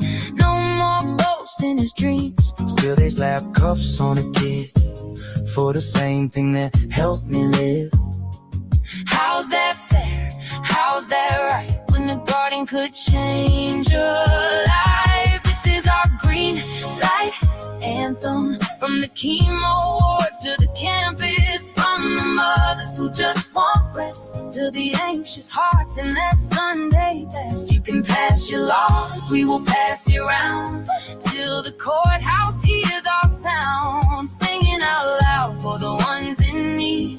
Cannabis care, let the people be free. Oh, oh, yeah. Spark one up for the patients waiting. Years go by, still debating while the pills get pushed, prescriptions stacked, but a simple seed gets pushed back. We're not criminals, we're just hurting, fighting for a kind of version of relief, of dignity. Let the plant grow, let us breathe. This is the green light anthem. From the pain ward to the anthems, plant in the ground, hands in the sky, healing in the smoke as the days go by. You can call it wrong, we'll still stand tall till every last charge and the chains all fall. Singing out loud for the world to see. Cannabis legal, let the people be free. Let us be, let us be, let us be. Let the people be free.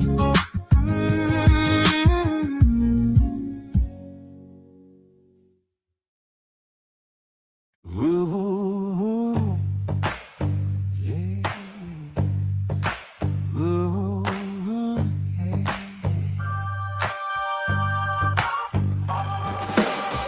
Brain on shuffle, same song.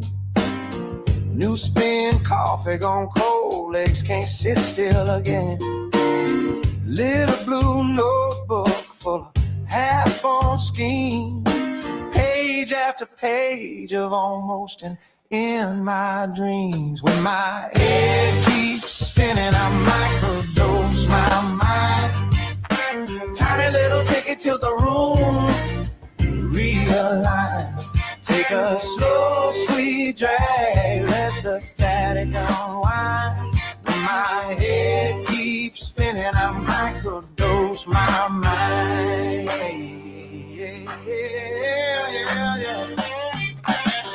To-do list tangle, knots behind my eyes. Future on fast forward, past on endless reprise. So I count my blessings on my fingers, on my toes. And I count my troubles, watch them shrink down to a micro dose. When my head keeps spinning, I microdose my mind. Tiny little ticket to the room, realize. Take a slow, sweet drag, let the static unwind. When my head keeps spinning, I microdose my mind. Oh, yeah. Little bit of color in the cracks, that's enough. Little bit of space in my chest for the tough stuff. I'm breathing slow, I breathe out light. Let the small things glow in the big dark night. When my head keeps spinning, I microdose my mind. Tiny little ticket to the room, realign. Take a slow, sweet drag, let the static unwind. When my head keeps spinning, I microdose my mind. When my head keeps spinning, I microdose my mind.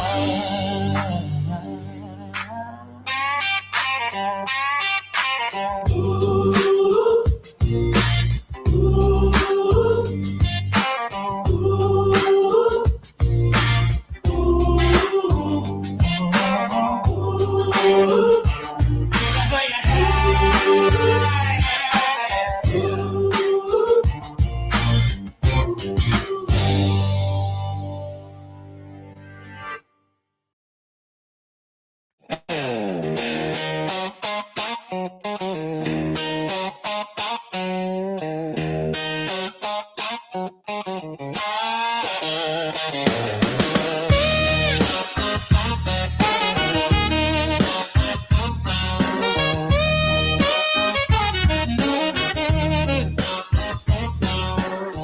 Dewdrop ready on the table, sun just peeking through the pines. Wake and bake, mugs in our hands, laughing at the way time slides. Bay old lake fog on the shoreline, your hoodie smells like last night's smoke. We pass around that little green halo, let the whole day sit there broke. Bay old lake mornings, high and slow. Hear the loons calling soft and low, ash in the sand, coffee on your breath. We've got nowhere left.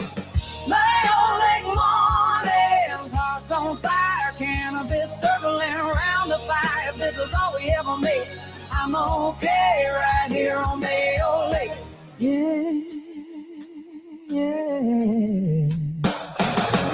Apple bar lit in the distance, somebody's telling the same old tale. We're feeding turtles off the rock face, bare feet hanging, we're loving this place. Pot clanks over the open flame, corn and beans smoke in our clothes, grease on our fingers, grin in your eyes. Everything simple just glows. Mayo Lake mornings, high and slow. Hear the loons calling soft and low, ash in the sand, coffee on your breath. We got nowhere left. Mayo Lake evenings, flames climb higher, cannabis circling around the fire. If this is all we ever made, I'm okay living in Mayo Lake. Mayo Lake.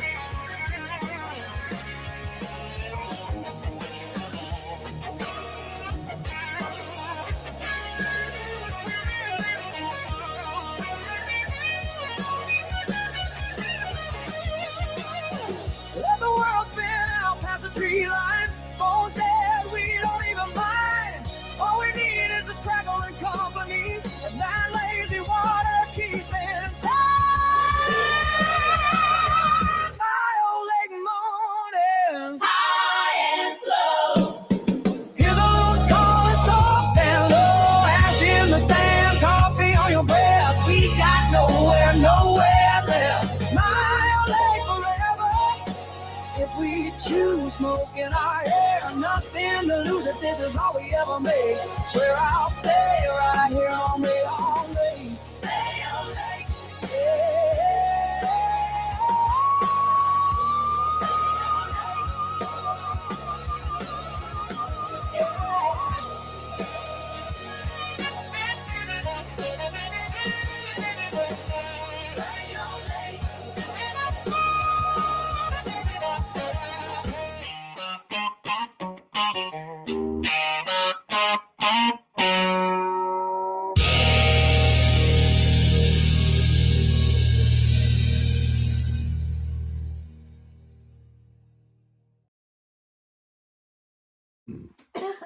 You're watching the 420 Pace Reroll Saturday.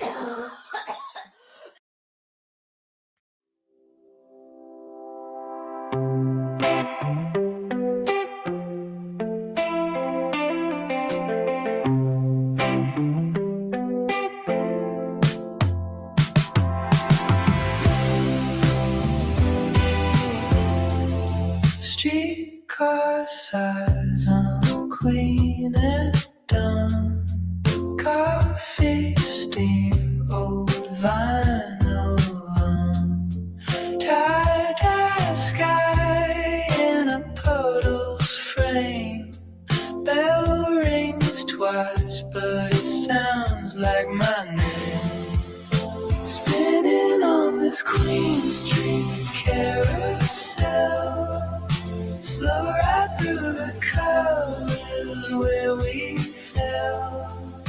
Laughing in the rain that never ends. Growing up with galaxies in our hands. Oh yeah.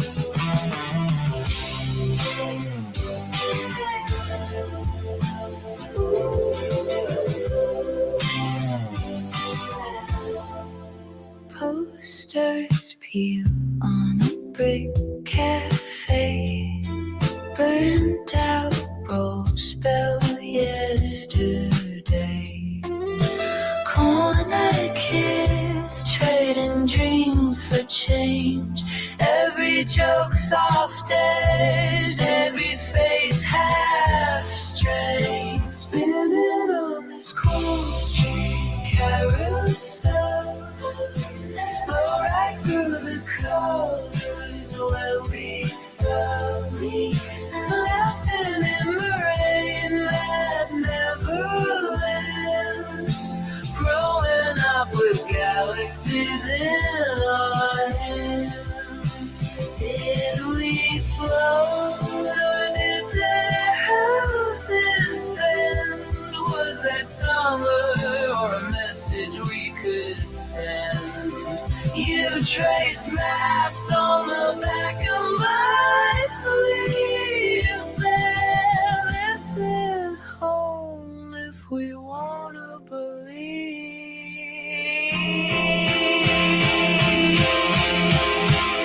Skinning on this Queen Street carousel. Slow right through the colors where we fell. Laughing in the rain that never ends. Growing up with galaxies in our heads. Streetcar home. Last light low. Footprints fade where the sidewalks glow. If I close my eyes, I'm there again, riding past the same old stop. My friend.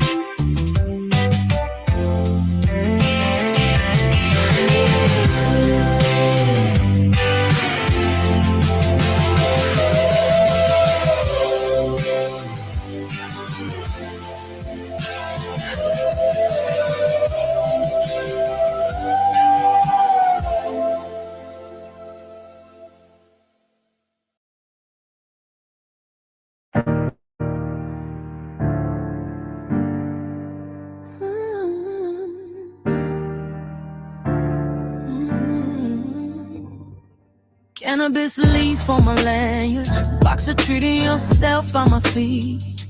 Fluorescent lights and patio sets, plastic palms, real green. Old man stops, says what you selling, I laugh. Just clearing my haze with treating yourself on the table, changing minds. Cannabis plants at the home and garden show. Tea pages in your hand, take it home. From roses to medicine, watch it grow.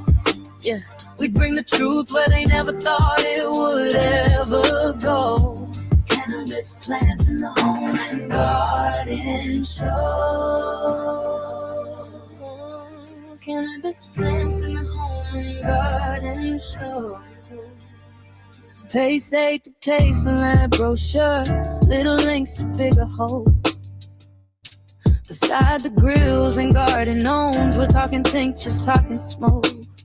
Kids walk by with cotton candy, mom slow down, dad's leaning close. Is this legal? Is this helpful? Let me tell you what we know. Cannabis plants at the home and garden show. Tea bag into your hand, take it home. From roses to medicine, watch it grow. Yeah, we bring the truth where they never thought it would ever go. Cannabis plants in the home and garden show. Yeah, cannabis plants in the home and garden show. Yeah, yeah. Bright lights, TY mags on the table. Cannabis plants on display. They ask, can we touch it, can we smell it? Someone chuckles, we tell them how it helps. We're not hiding in the corner, we're right here in the flow. Hand to hand, heart to heart. We're treating yourself magazine at the home and garden show. Cannabis plants at the home and garden show. Keep 5 pages in your hand, take it home. From roses to medicine, watch it grow. Yeah, we bring the truth where they never thought it would ever go. Cannabis plants in the home and garden show. Yeah, cannabis plants in the home and garden show. Cannabis plants in the home and garden show. Yeah, cannabis plants in the home and garden show. Yeah, yeah.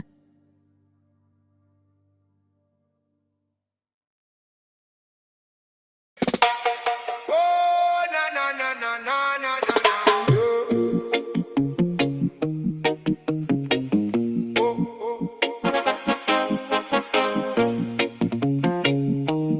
Oh, na na.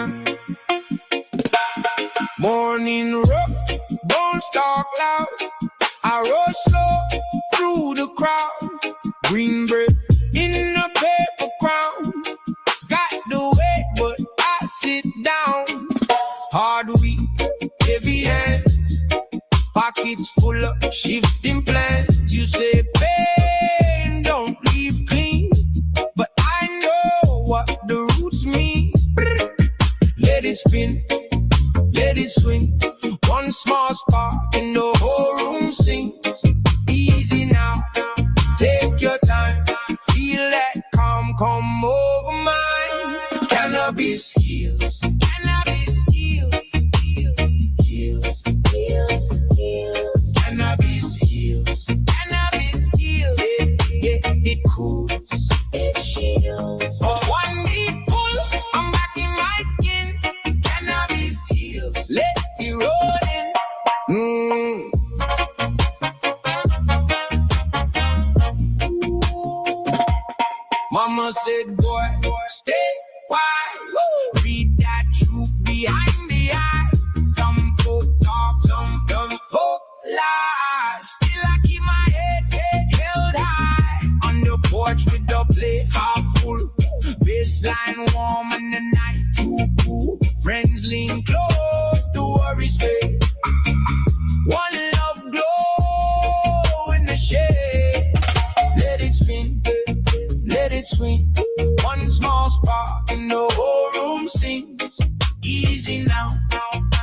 take your time. Feel that calm come over mine. Cannabis heals. Cannabis heals. Heals. Heals. Heals. Heals. Cannabis heals. Cannabis heals. Yeah, yeah, it cools. It shields. One deep pull, I'm back in my skin. Cannabis heals. Let it roll in. No rush, no fight. Just a slow moon ride tonight when the world gets wild in me. I find peace in the in-between. Cannabis heals. Cannabis heals. Heals. Heals. Heals. Cannabis heals. Cannabis heals. It cools. It shields. One deep pull, I'm back in my skin. Cannabis heals. Let it roll in. Cannabis heals. Cannabis heals. Heals. Heals. Heals. Heals.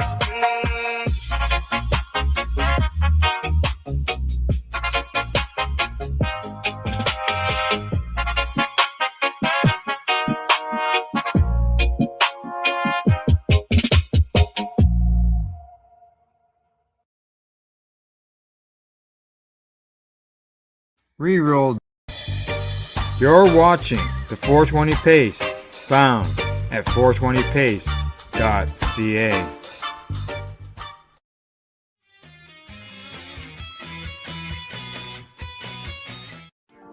You've been watching Rerolled Saturdays. Thank you to our guests, our hosts, and our viewers. Up next, Rerolled Saturday Nighttime Edition. It gets started at 4 p.m. See you then.